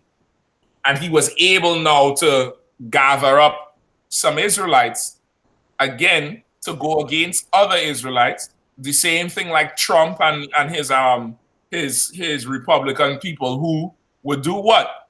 Who would come to black people and talk about, you don't want them illegals in the country. They're taking all the jobs, in reference to who? The Mexicans, right? You all heard that rhetoric before. But meanwhile, in America, the Africans come and take all the jobs. Right now, listen, I live in D.C. I tell you all the time, all the government jobs in D.C. is Hamites, Ethiopians and Nigerians and Ghanaians running D.C. You understand? All them jobs, all them places. Ain't nobody talking about immigrants when it comes to them. Ain't nobody talking about immigrants with them 7-Elevens and them gas stations owned by them East Indians and Ethiopians. And it's the same thing in Trinidad. You have straight up and down East Indian doctors from India who wasn't born in Trinidad, who came to Trinidad. You have African doctors who came to Trinidad. There was no pushback on these immigrants. You have Chinese people right now living there who don't speak no English. So where is the pushback on them? They're taking legitimate jobs. They're taking legitimate businesses. Asha coming just to survive. Just for a little bit. You think Asha want to come to Trinidad? Venezuela was better off than Trinidad. You think Asha want to come there?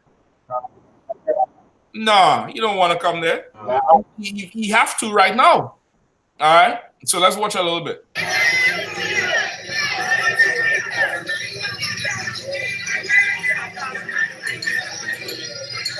All right, so as they go, they're chanting power to the people, power to the people. I don't know which power they're talking about. And you see they have, police protection there. Right from now at this point, Akim, I'm going to go ahead and say it. I honestly believe, I'm 99% sure Gary Griffith is the East Indian. I can't see it no other way. Salaki, I can't see it no other way. Unless he could give me some proof. I think he's one of them. All right. So now let's hear from this Ragu the things he's about to spew out his mouth. We're going about doing it the right way. Remember, we don't care. The same people are we. People are already. Register who here. Tomorrow we're gonna be at the class. 3 o'clock. You want to know where is the going after the project? Let's take away next step. I love listening to the right thing, not political. And why we out there and the second right? I don't know if you all heard. Right? He said this is not political. He's rallying for the right thing. He's like, where are these people going to go after the registration? After they do the thing? And then he stopped. He said, I want to thank Gary Griffith for allowing me to do this protest. Which, you know, you're seeing how they're coming together. Right? Yeah. Now, I can answer his question. He wants to know where they're going to go after they register. They're going to go the same place your criminal East Indian foreparents went when they came off the boat, which is to go look for work. That's what they're going to do. Like if Trinidad accepted the East Indians when they came, why can't you now accept Asha when they come? Huh? What's the problem? Okay. What could Asha bring worse than Dole Chedi? What could Asha bring worse than Basdeo Pandey and Sat Mirage? What could be worse coming from Venezuela than Tony Dayal and Mukesh Dayal and Anthony Lizette Bridgelal? What could be worse than Ramesh Lawrence Mirage?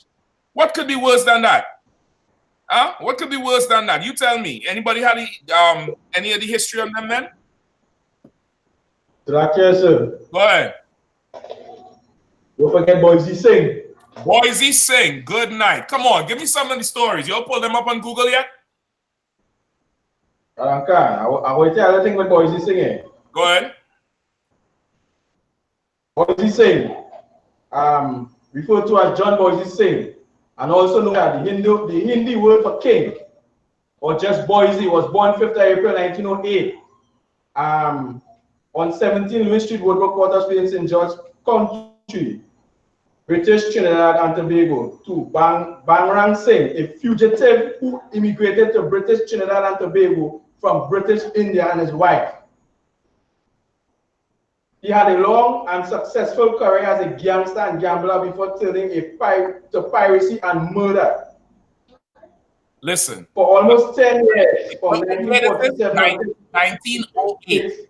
This is 1908. This is when, you know, this is when the Italian mafia starting in Ohio.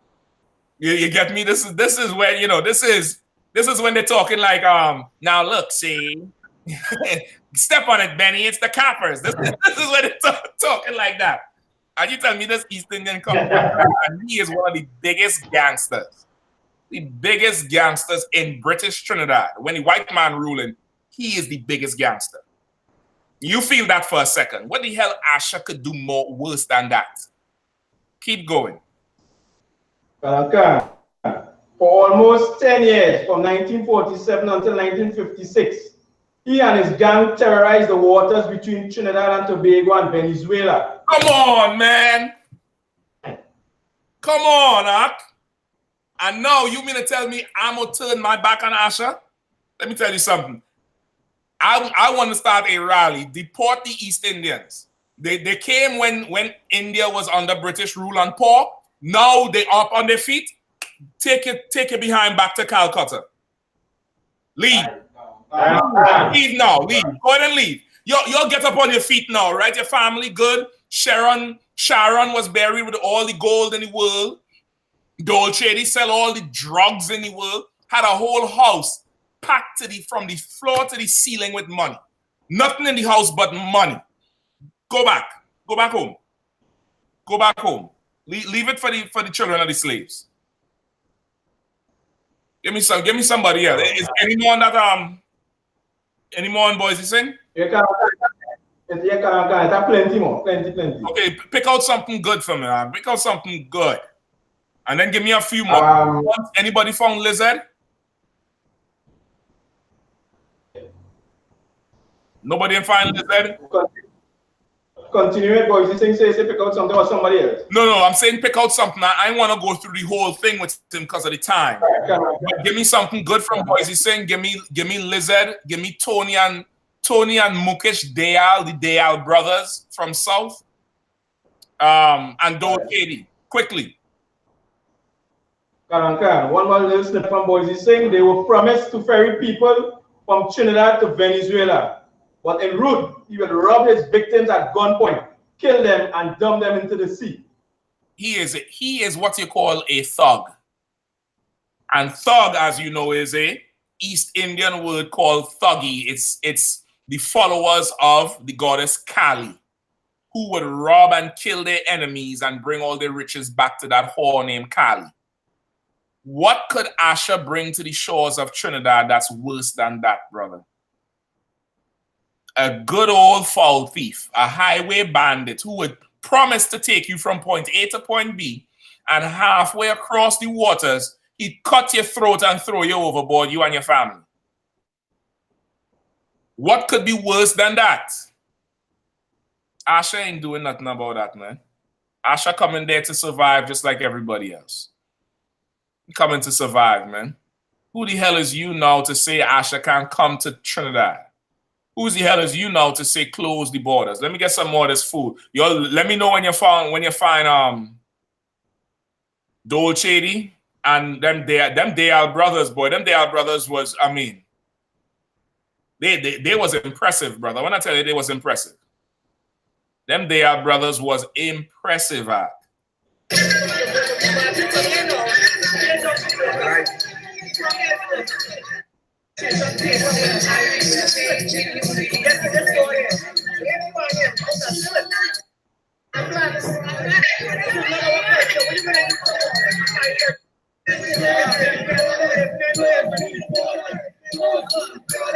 So you see, they able to get Israel to come and try and close the borders.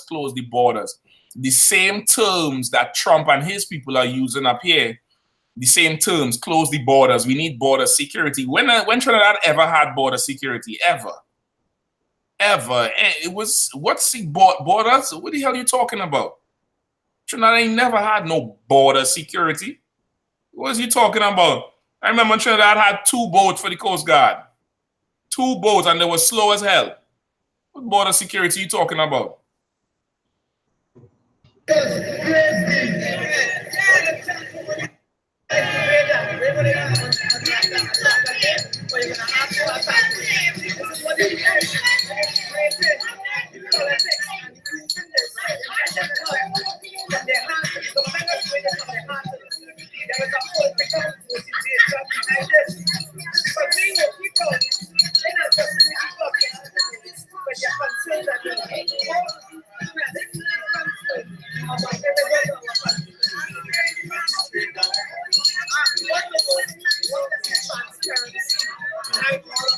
You hear what he said? He said the government is not doing this for any good reason. It's a political move. And he's not addressing the people, and he turned around and to a predominantly black crowd as if he cares, as if this piece of filth cares about black people. He says he's not explaining to the people of Trinidad the concerns of an immigrant coming to their country. Well, listen, let me help you out, you piece of filth. Let me help you understand. In 1845, when the Fatah Razak came, I might be off with the year. What year it was? 1845? Right, 1845. Did anybody explain to our sugarcane cutting ass the problems that would come from immigrants coming from India? Did anybody tell us, well, you know, we're going to bring some immigrants and we're going to register them and we're going to put them here and they're going to rule over you? Did anybody tell us that? Did we have a chance to protest them? We didn't have a chance to protest them. So why should we protest Asha when the presence of East Indians in Trinidad has made the country what it is today? The mere presence of Satmaraj and Basdeo Pandey and this fool here is what has made the country what it is. if these people be let alone, they would survive and do their thing themselves. We would be better off without these heathens. Without these heathens ruling over the top of us. But they came to us as strangers. They came to us as strangers, just like Asher is coming as a stranger with a different language, a different culture. But they are our blood. And there's certain things we have to do. First, give me Deuteronomy 28. Give me the stranger that is among thee. Right? For this same Ragu here. His foreparents came to Trinidad as strangers. And let's see what the Bible says about him. You have it?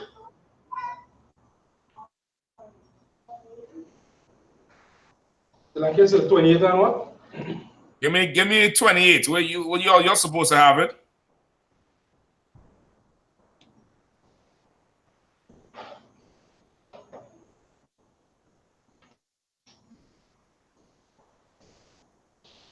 Give me 28 and 43, quickly.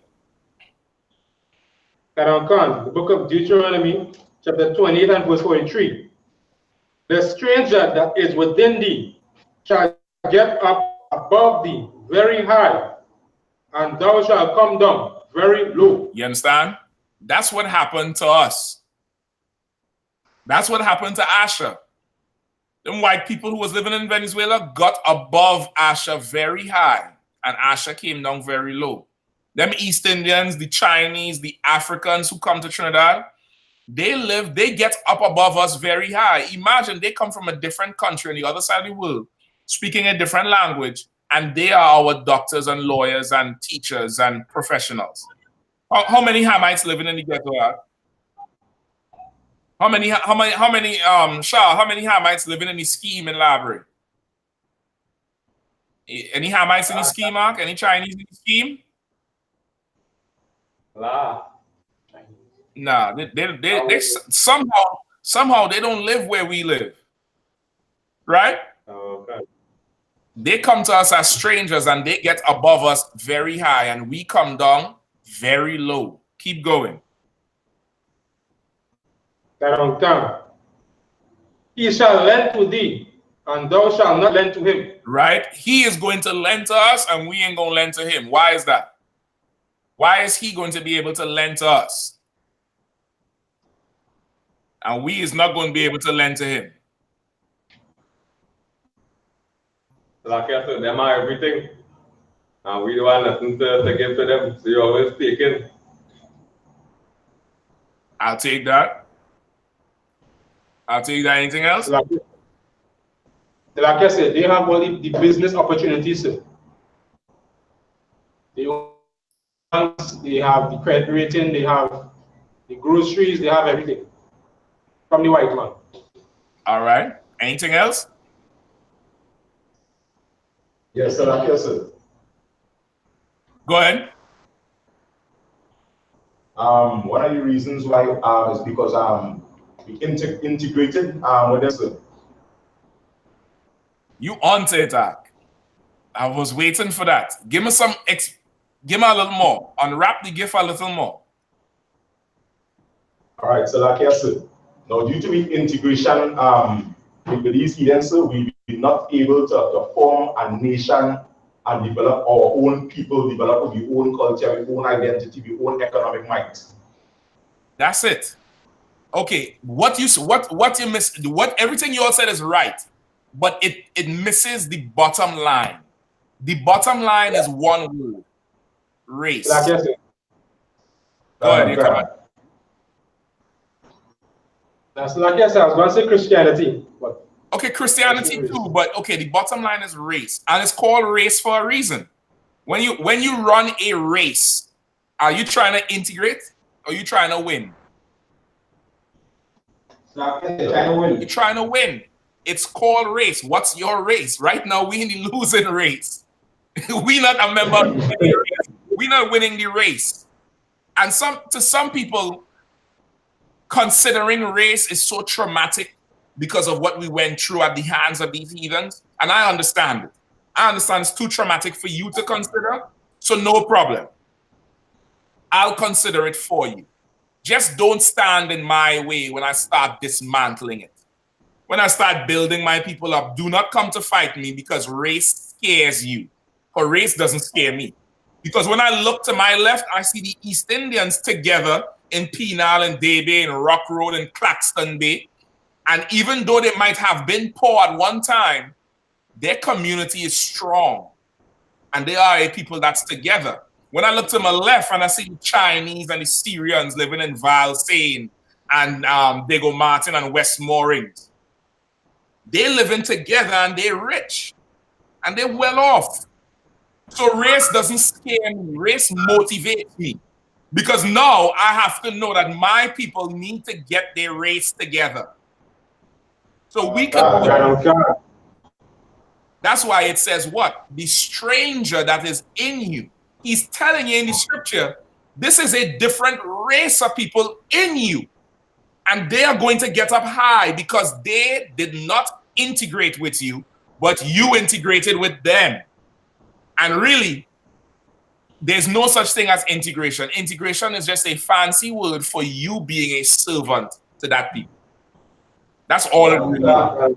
You are agreeing to be second class, right? Me and Galawan was talking recently about how the Muslims are able to have so many brothers in there. When Islam in Trinidad was initially only East Indian, it was a big East Indian thing. There wasn't so many brothers involved in it, but over time, brothers are involved. But now, let me ask you all, I asked Galawan the same question. Do the brothers who are in Islam, who have businesses, do they have businesses on the scale of the East Indians who are Muslims? Or do they have one little store somewhere? It's not the same. Like I said, they're nowhere close to. They're nowhere close. Even if they do have a business that is patronized by Muslims and, you know, supported by Muslims, there's a clear difference between an East Indian Muslim who have a chain of restaurants or a chain of supermarkets and you who have a little barber store or one little mechanic store. That's you integrating with them. They agree to let you make some money, just enough to feed who is in your four walls. You will never be able to change your community serving them, but they could change theirs with us serving them. You get the point?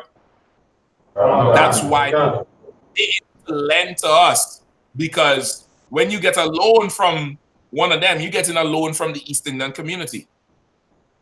Because when you pay it back, it's not benefiting your community. You understand? They will get up very high and thou will get down very low. Keep going. Come. He shall be the head, and thou shalt be the tail. And that's the end of the story. Huh? Everywhere we are, the heathens who are with us are always on top, in charge, and we are always behind. He shall be the head, you shall be the tail. And that's it. That's it. And what's the proof? Look right here. This is the proof right here. Who's talking?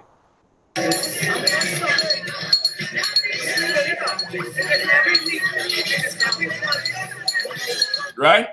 Who is talking? Is it us? We the tail, and he's the head. Let's see what some more of what the head is going to say.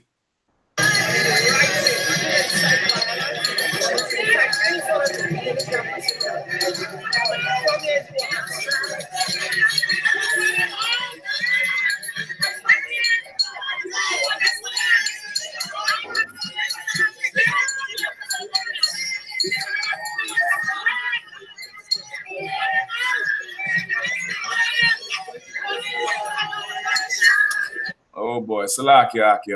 I mean to shame you all. I shame myself. That's why I stopped in the video. Oh Lord, my people, simple as the day is old. Simple as the day is old, brother. she said we want them out. Who the hell is we? And who the hell is them? No, one East Indian gave you a pretty talk, and you're ready to throw the whole tribe of Asher away. But them same East Indians who were pressing you and your brothers and sisters, you ain't want them out of the country. How is that? You see how backwards it is, Ark? You see how backwards this thing is? Go ahead. Yeah. Is it the same Stockholm syndrome on the white man? Okay, this one is not so much Stockholm syndrome because, okay, it is, but it's a little bit different because Elam was not our captors. You understand? Okay, Elam is like a manager who take over the shift, but he's not the one who brutalize you, even though they do it to us. This here is nothing more than just stupidity. This is just stupidity. Okay. It's a form of Stockholm syndrome, but I don't know. To me, that's damn near giving them an excuse for the stupidity, because it should be clear to you right now that Elam is your natural enemy in Trinidad. It should be clear. It should be a clear thing that Elam is just, horrible. It's just a horrible. I wouldn't trust him. I wouldn't trust nothing out of his goddamn mouth. I'll see him. Hey, what's going on? How you feeling? All right, cool. You stay on that side, I stay on this side. I ain't gonna curse you out or nothing like that. I just normal. But I'm about my people just like you about yours. And don't try to stop me. You get the point? But what happened here, saying we want them out, she's buying into a rhetoric. Now, this is the other thing that you don't see. The people who are protesting, I don't know if you looked at it, these are not people who have, house and car and, you get what I'm saying, and some sort of secure slave. You can look and see. These are people who would go to the East Indian for jobs. You understand? I guarantee you they were paid to come out there. I guarantee you to come out there because, once again, we are a people who do not have natural things to survive. A roof over our heads, food in the fridge, money to pay bills. So if you giving me a couple thousand just to come out and say send them back at night, then why not? It's a party, right? You ain't hear they playing music. Ain't nobody out there angry. If it's a protest, then I should be angry, right? God should be coming out my mouth. I should be yelling and screaming and running down statistics of how much jobs they took and the criminals and this and that. But you all playing music, soca, and she whining and clapping and dancing. It's a party. This ain't no goddamn protest. Which is why it's so stupid. This is why it's so ridiculous. Who have Exodus 22 and 21? No. For you, brothers, and you Israelites who looking right now and wondering what you should do, this is how you should handle it. Give me Exodus 22 and 21. Somebody hold 23 and 9.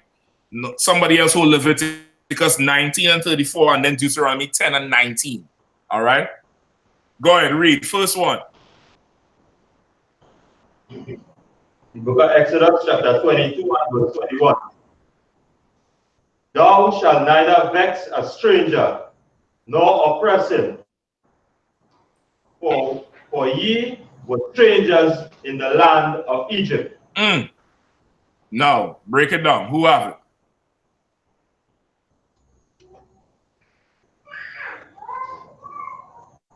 Break it down quick. So go ahead. Basically, they're saying that he was in that same position that them in now. At one point in time, it's your brothers and sisters, so assist them. For the Lord assisted you. That's right. That's exactly right. Huh? Anybody else want to add to it? But no, okay, remember we read the stranger that was within you will get up very high, and that was one of the curses. So what's the difference here? That stranger is your people, and the other stranger is the heathens on them. Okay, so how you know that this stranger is your people? Which stranger is which? Be specific. The stranger in this passage here is your people, and the stranger in Deuteronomy 28 is the heathen. Right. So now in Exodus, when he say, remember you were strangers in Egypt, what is he talking about? Remember I was a stranger in Egypt, meaning that the Egyptians and them was the people and them that was basically who the land it belonged to. And we were strangers in their land. Just like the land is the land of Benjamin, but it seems as if Asher is strangers in this land. It seems so. Okay, but then it's not the same because Egyptians are not Israelites. But Asher is Israelite, Benjamin is Israelite. So you see how it's not the same?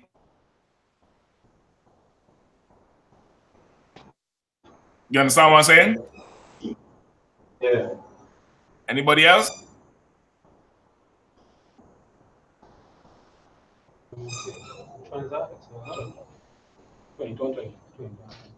So like I said, go ahead. Is it saying in scripture saying, thou shalt neither vex a stranger nor oppress him, for ye were, which basically showing that both the stranger and you were in the land of Egypt. Showing that you shouldn't oppress your brother. We as brothers to Asher should not oppress our brothers Asher, because we both were slaves or strangers in Egypt. So then the Egyptians were the Egyptians our brothers? So what is this? 21, what it really saying? They're saying you don't oppress another Israelite because he's from another land or he's a stranger to you. Oh boy. I'm anybody else? I might have to give the history on it. This is not talking about the Egyptians. Right? So whoever answered, I think it was Bariad. Bariad said, when we went into Egypt, the Egyptians was ruling the land. Egyptians was not ruling the land. Try and remember it good. Just go back in your brain and remember what happened when we went into Egypt.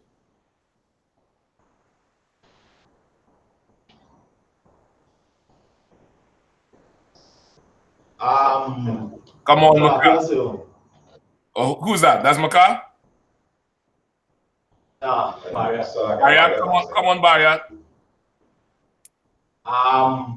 We was there, and then if I remember the story correctly, at a point in time that our next king that raised up to the TV numbers. No. Not that. Yeah, go ahead. This was the point where the forefather Joseph, when he interpreted the dream for Pharaoh, and he second in command. Right. And more or less everybody had also come to him for food. Give Sawap a hand. Give Sawap a hand. Remember, you were strangers in Egypt. You were a stranger to Joseph, not the Egyptians. The Egyptians knew who the hell you were. You did not know who Joseph was. And Joseph did not oppress you. You understand? This is not any time of the Exodus. This is when there was a famine in the land, and it was Jacob and his sons. And Jacob thought Joseph was dead because they wanted to kill Joseph off of the jealousy. Right? This is that time. Remember when Judah got up and said, let's kill him? And then I think somebody came, I forget who, Reuben, somebody came and said, nah, let's not do it. Let's just sell him to the Midianites. And then we'll put some blood on the coat and take it back to Jacob. And Jacob is going to think his son is dead. There was a famine in the land, and because Joseph was so wise, he was able to stock up the 7 fat years. Remember the cows? He had 7 cows and then 7 cows that was lean, which represents the 7 years where they could have stocked up food, and then the lean cow was representing the famine. Joseph knew a famine was coming, so being in charge in Egypt, he stocked up the warehouses. So now Egypt got rich because everywhere came to Egypt for food because their country was in a mess. Asher is coming to Benjamin for food. Benjamin is in charge of the country. Don't oppress Asher, just like Joseph didn't oppress you. You know what Joseph could have said? Joseph could have put on the full-on nigger. He could have turned nigger on high and been like, shit. Them niggas didn't think they would have been hungry when they threw me in that damn well. They didn't think they would have been hungry when they sold me to the Midianites, right? Okay. All right. Who it is? That's the 11 there? That's them. That's Jacob's son? All right, no sweat. Get them niggas stone to go back with.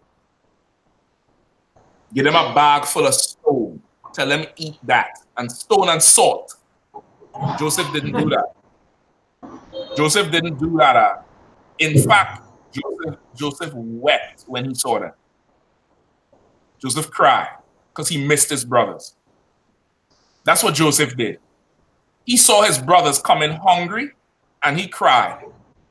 And he missed his brothers. He didn't reveal himself, but he didn't oppress them. He made sure they had enough.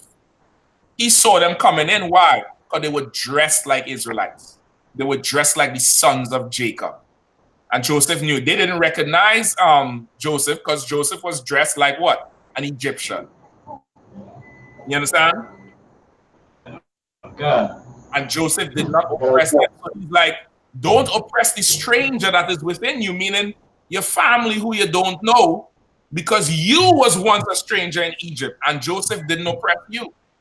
Like, we should never take up a cruel hand against Asher, brother. We should never, ever do that. Who have Asher in Genesis for me? Genesis 49 and Deuteronomy? Somebody saying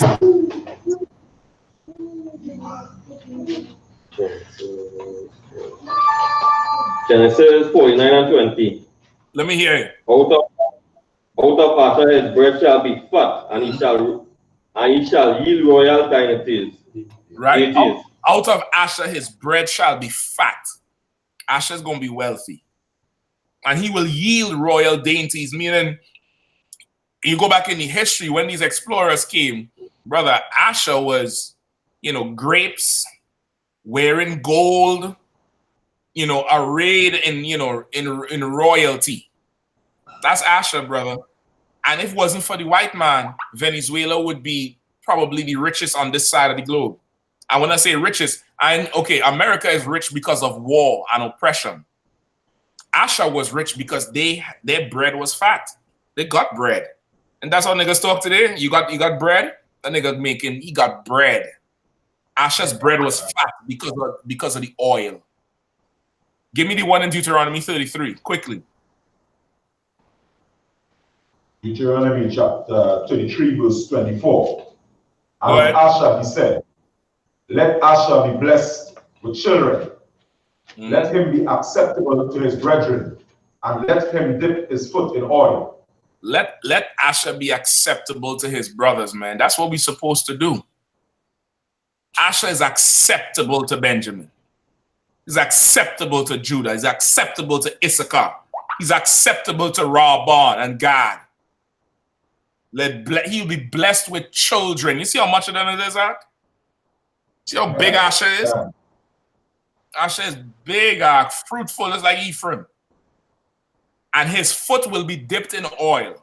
What does that mean? Asher is standing on oil, in oil. Literally, he's standing in oil. How in the hell is they poor? They got the largest reserve of oil in the world. Brother, even if Maduro's stealing money, where's the money he's stealing? Because they got all the goddamn oil. They got the largest oil reserve in the world. Listen, who the hell is OPEC? Asha is the plug. Asha is the plug arc. Even if Maduro stealing, how much money he's stealing to wreck the country if they're sitting on oil and gold? That ain't it. That ain't it at all. You understand? That ain't it at all. That's who Asha is. The Venezuelans are the tribe of Asha, yielding royal dainties, real royal, respectable people. The brothers who went down there, big up to all you brothers, man. Galawan, Taza War, Strong, yeah, doing an excellent job, and all you brothers, y'all do. I know if everybody was there, it would be the same. It would be even increased. But you brothers went down there and did an excellent job, and you saw firsthand that Asha is a beautiful people. You saw it firsthand, right or wrong? Them brothers and them hardly speaking Spanish, but I see y'all taking pictures, y'all smiling, y'all talking a little Spanish, a little English. The vibe was so brotherly. Now to come and follow some stupid East Indian talking about close the borders. Send them East Indians back, man. Give us back Diamond. Most High in Christ. Give us back Penal and Debe and Rock Road. Give it back and go back to Calcutta. Go back to Madras. Go back there. Go back and give us our land. Listen, this is how you solve the immigration problem. Deport the East Indians, we'll have more space for Asha. That's right.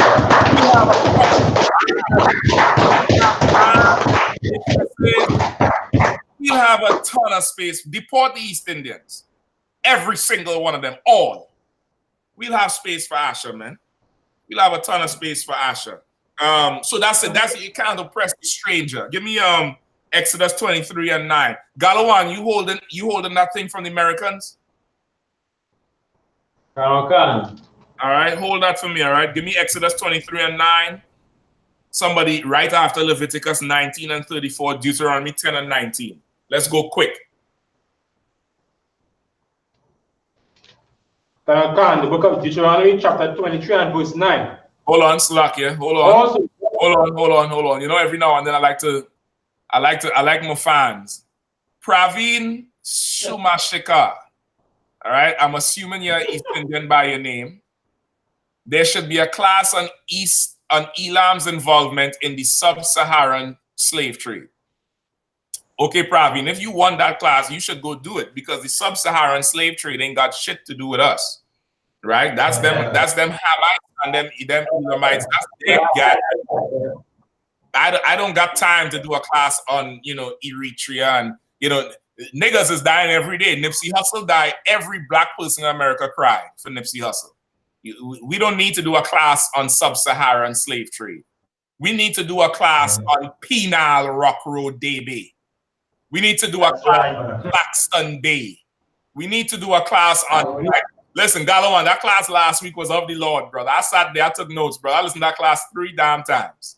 New Grant, brother, big up New Grant and Judah down in New Grant, brother. That is amazing. That is absolutely amazing.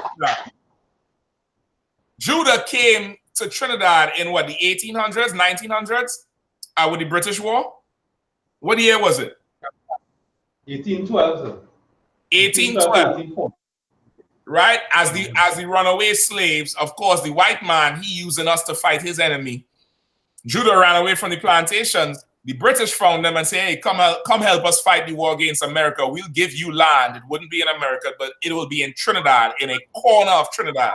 Judah said, hell yeah, no shit.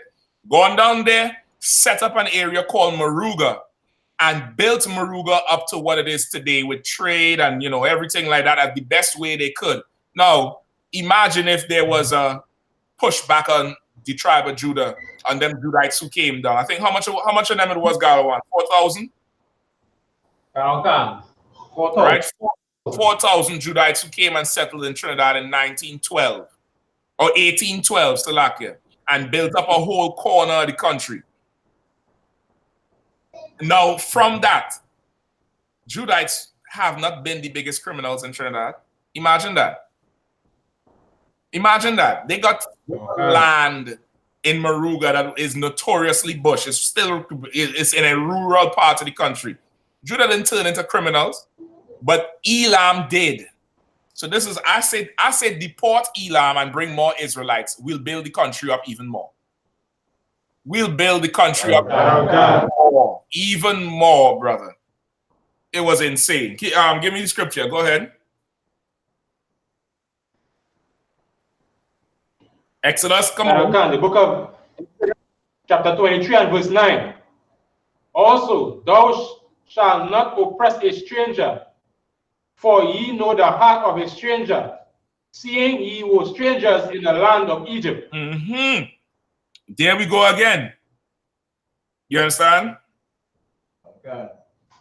You know the mind of the stranger. You know the heart of a stranger, meaning you know what these brothers going through.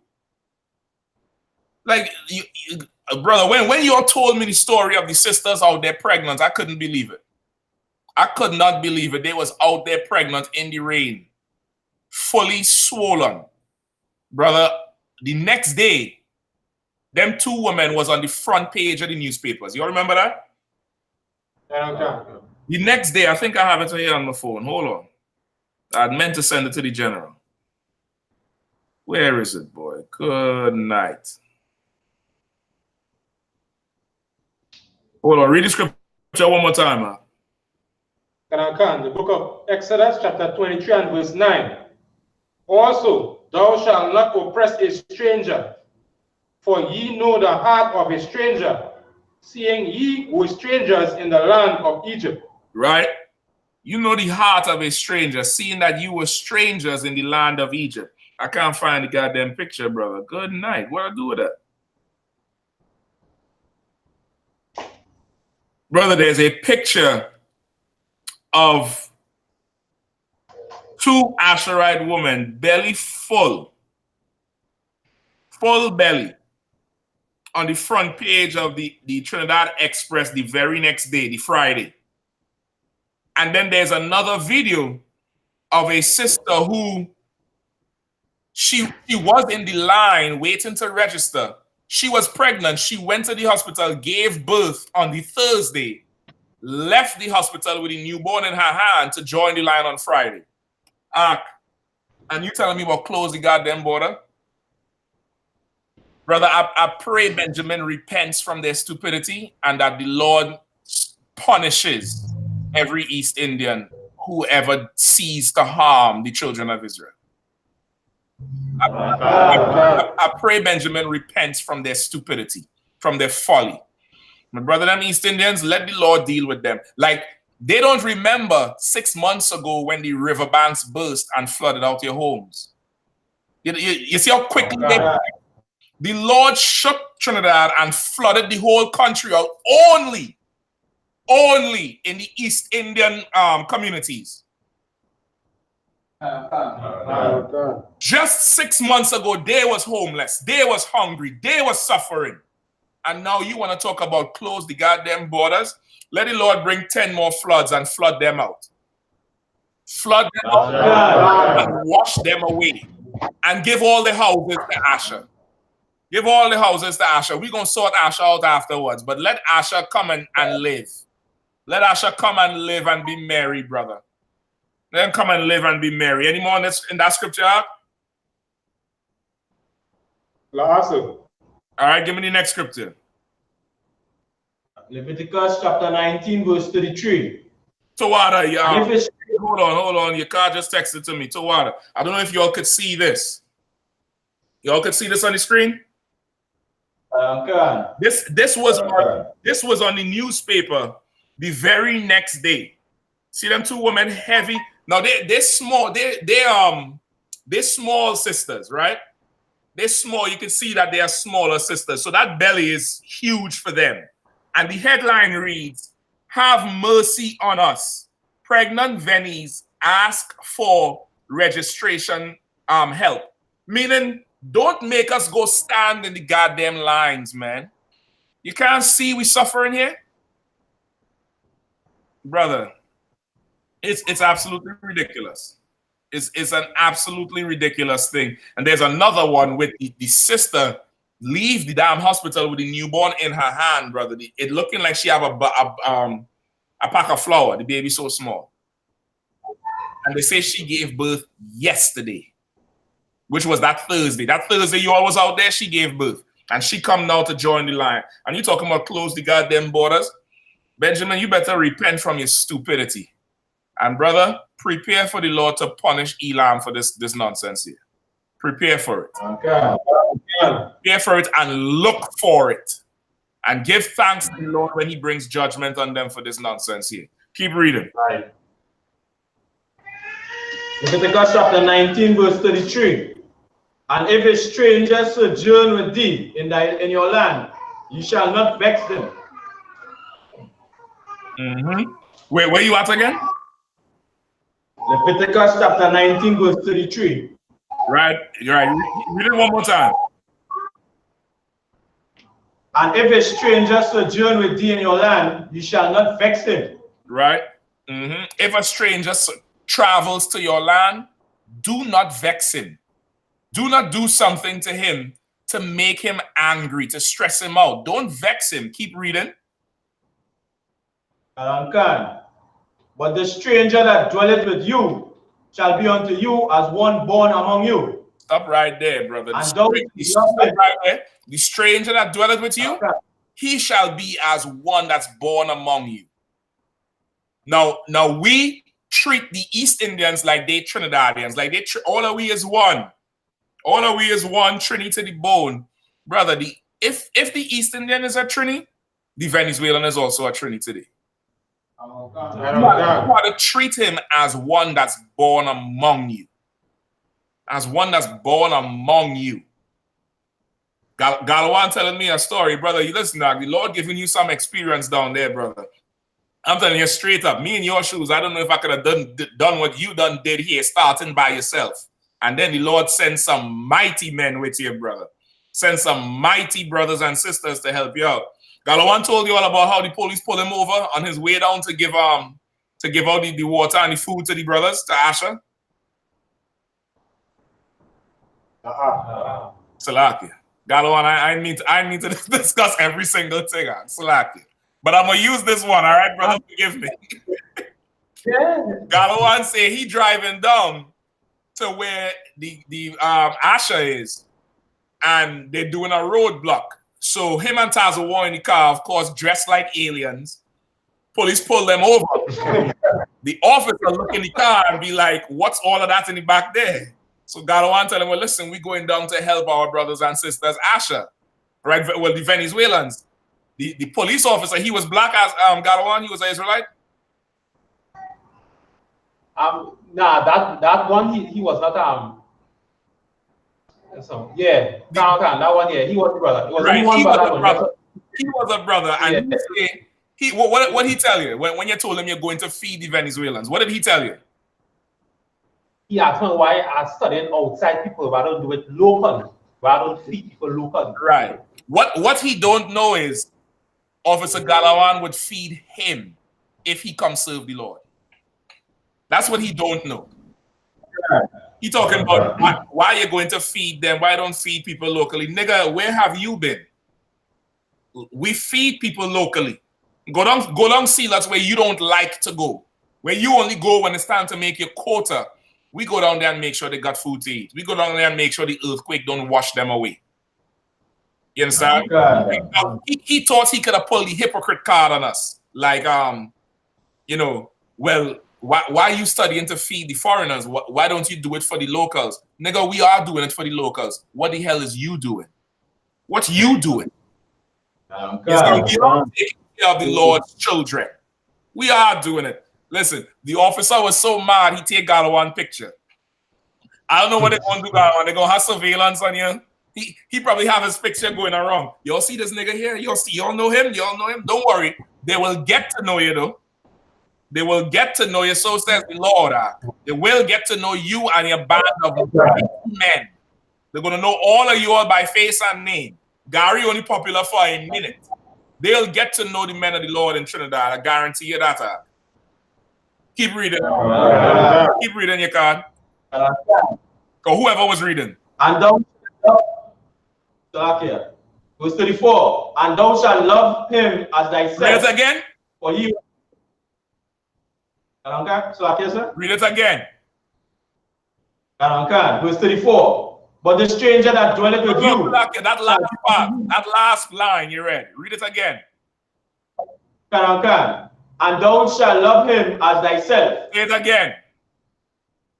And thou shalt love him as thyself. Say it one more time. And thou shalt love him as thyself. Brother, that's how we're supposed to deal with Asha. We're supposed to reject every goddamn Eastern and African and Chinese and love Asha as yourself. Which one of you would have some pregnant woman standing in a line all goddamn day, no shelter, no food, no water, not even a goddamn bathroom? You also any porta potties out there? Them construction toilets. You also them things out there? Oh, they put them out there.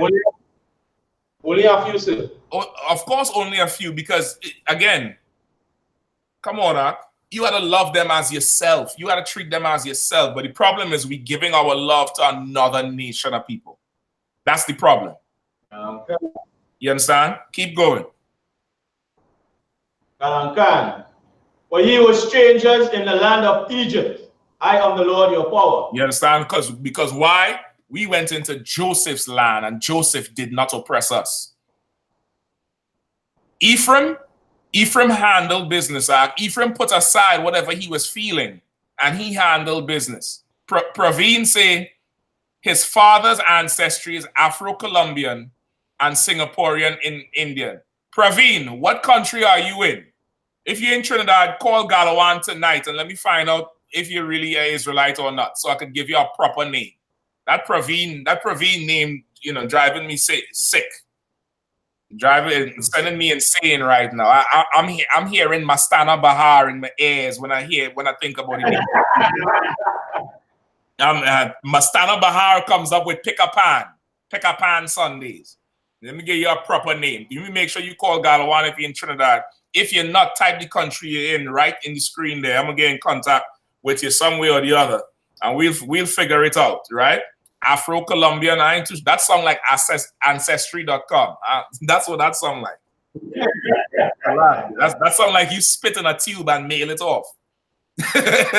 All right, give me Deuteronomy 10 and 19, quick. Deuteronomy 10 and 19. Love ye therefore the stranger, for ye were strangers in the land of Egypt. Right? Love therefore the stranger. You were strangers in Egypt, man. Like, listen, this thing could change so quickly. You know Venezuela is big enough and strong enough if the white man takes his hand out of there that everybody in Trinidad could just go to Venezuela and live without disrupting the country. So shouldn't we be trying to make the best of everything? Let me tell you what should happen. And this is why everybody needs to come into the Israelite school of UPK. I want to say everybody, I'm talking about all Blacks, Hispanics, and Native Indians. Come and learn under Commanding GEN.YAHANNA. I had the distinct pleasure of learning at his feet, sitting in classes that he taught. Brother, this is what they should do. Every island who is in the CARICOM, who sided with Rowley in the beginning. You remember in the beginning when America was putting pressure on the Caribbean islands to separate from Venezuela and back Guaido, and Rowley said, I'm not getting involved in that business. The man won the election and is gone. Now every Caribbean island who said the same thing, they should get amongst themselves and divide Asher up who is leaving and say, you know what, we're gonna take 100,000. You take 100,000, you take 100,000. Let's get them housing. Let's get them jobs. What you all need built. Let's do everything. Let's do the thing in a way that's hospitable, because of course these are the Lord's people, and it's a sin against the Lord to not be hospitable to the Lord's people. You get the point? But instead, everybody trying to please Trump. Everybody trying to please America and close the borders. Close the borders for what? For what? When you let the criminal enterprise called the Fatel Razak come to Trinidad, give me some more on them damn criminals. So like, we right up on the time. Give me some more. Give me some more. Give me 2 more. Who have Tony there and Mukesh there? Anything? What you all holding? Call it out quickly, quickly.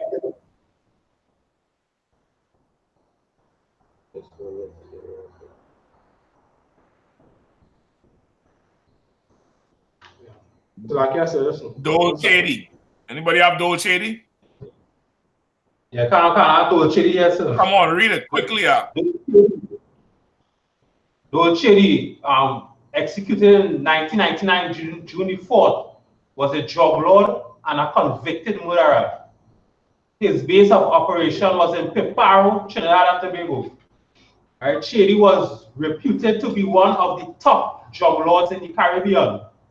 Not just in Trinidad, but in the whole Caribbean. Go ahead.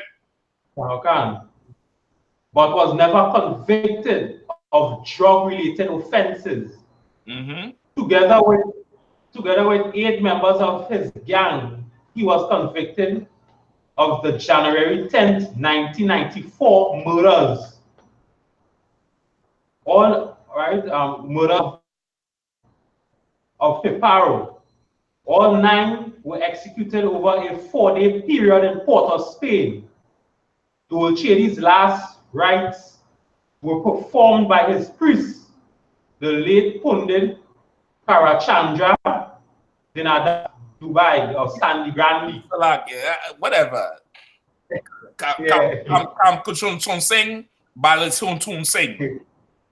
He's a drug dealer going to get his neck stretched because I don't know what they're doing for death now in Trinidad, but them days they was hanging niggas. That's his whole execution was political because his lawyer, who was Ramesh Lawrence Maraj, he was running for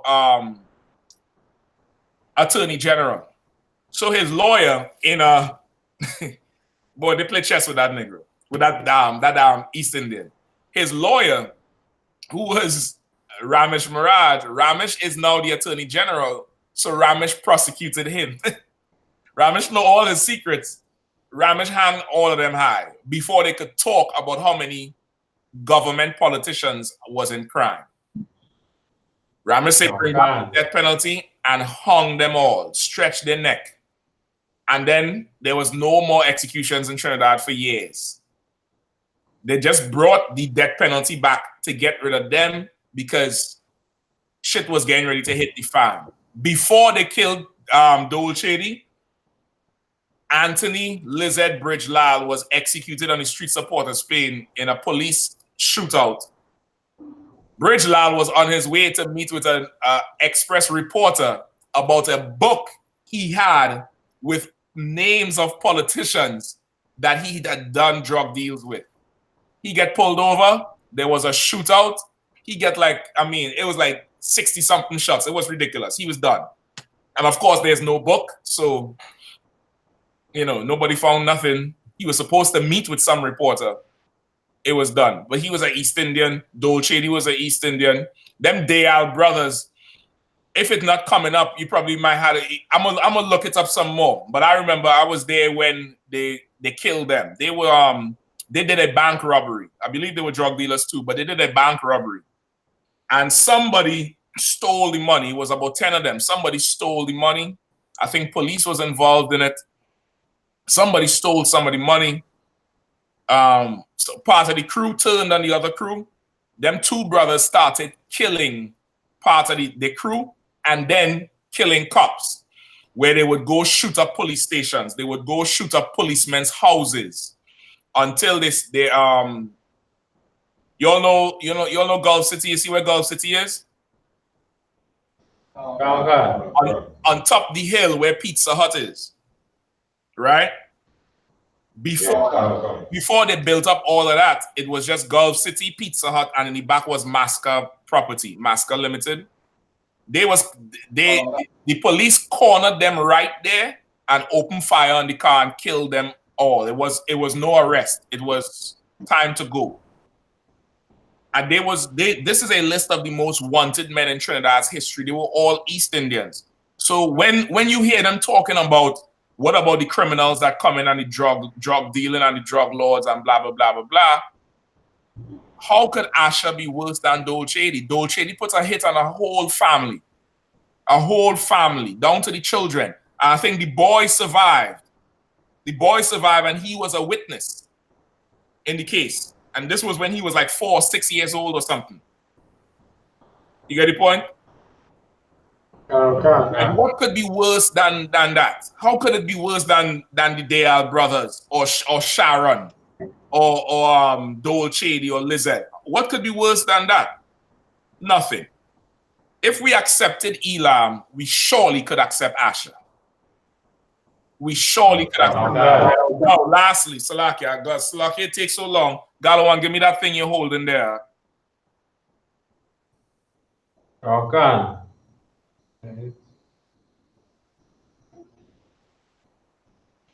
Right, the third company, this is the third company with the Americans. Uh-huh. Where they had a village, where they landed in Moruga. Uh-huh. Right, the third company, it was 6 companies, right? So this third company usually referred, they said it was usually referred to as Indian War and has an interesting story. It got its name Hold on. The, It was referred to as Indian Walk, right? okay. And right. They would, like in Trinidad, when you hear Indian Walk, you thinking who? Before the class on the Americans, when we heard Indian Walk, what did we think? Like East Indians. We thinking Indians, but it didn't even occur to us that them East Indians wasn't even in the country back then. Okay. This is what? 812, right? Keep going. Okay. It got its name from being the pathway of the Guerrero John Indian or Guerrera John Indian who came from Venezuela through Moruga to trade in the mission known as Princess Town. Brother, right? Venezuelans have been coming to Trinidad to do trade for over 200 years, way before the Fatal Razak. When they came to do trade. The East Indian came to sell drugs. Who is worse? Who is worse? Listen, and brother, from the looks of it, it seems like Trinidad damn near belonged to them Venezuelans because they was coming here long before. So really, this is their land, and we should open up all our borders and hospitality to them. Make sure they have a place to stay. Make sure they got food, a place to bathe. We should do that for them, not the East Indians. The history just said Indian Walk in Trinidad. That's a famous place. I'm from Indian Walk. You thinking is, Gopal Singh and Bhagwan Singh. Nah, this is Blackfoot. This is, Chief so-and-so. This is Guerrero John. You get the point? This is the Taino Indians that would come from Venezuela, come up on that side in Princess Town, which is another famous place in South that is now today notoriously East Indian. But the native Indians would come to that city to do trade in the 1800s, in the early 1800s. So now how you could turn around and say close the borders? Watch your goddamn mouth. Watch your mouth. Repent of your stupidity and pray that the Lord punishes every East Indian. Pass the class over to who's the guard tonight? Mike Officer Mike Watson. Pass the class over to priest and officer Mike Kwa. Clap it up.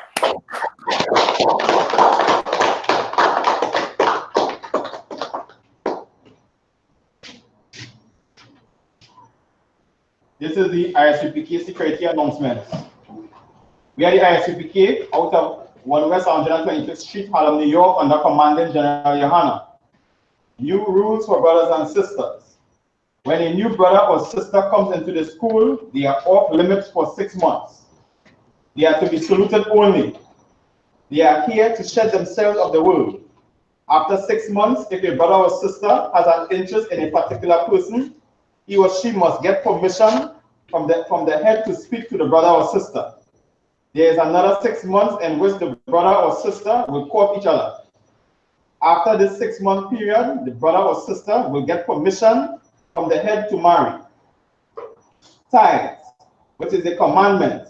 You can find this in Numbers 18 to 21 and Malachi 3, 8 to 10. Means tenth in the Hebrew and is pronounced Ma'ashra.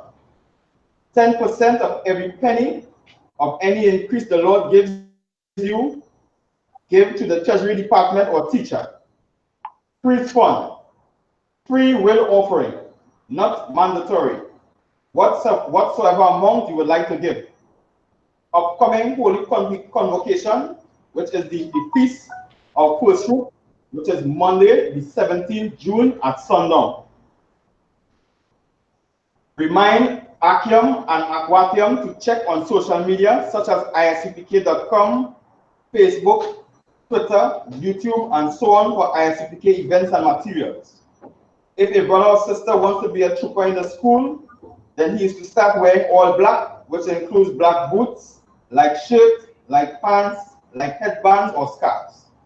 All right, Akim, just for the time's sake, we just going to do the salute, all right? All right, all of us have my computer freeze. I don't know what the hell is that. I guess Praveen reporting, man. Men of Israel, let's start and give the teacher one courtesy salute. Imagine Shabbat. Imagine Barak. Yahweh Hashem Yahshua. Yahweh Hashem Yahshua. Yadamata. Class dismissed.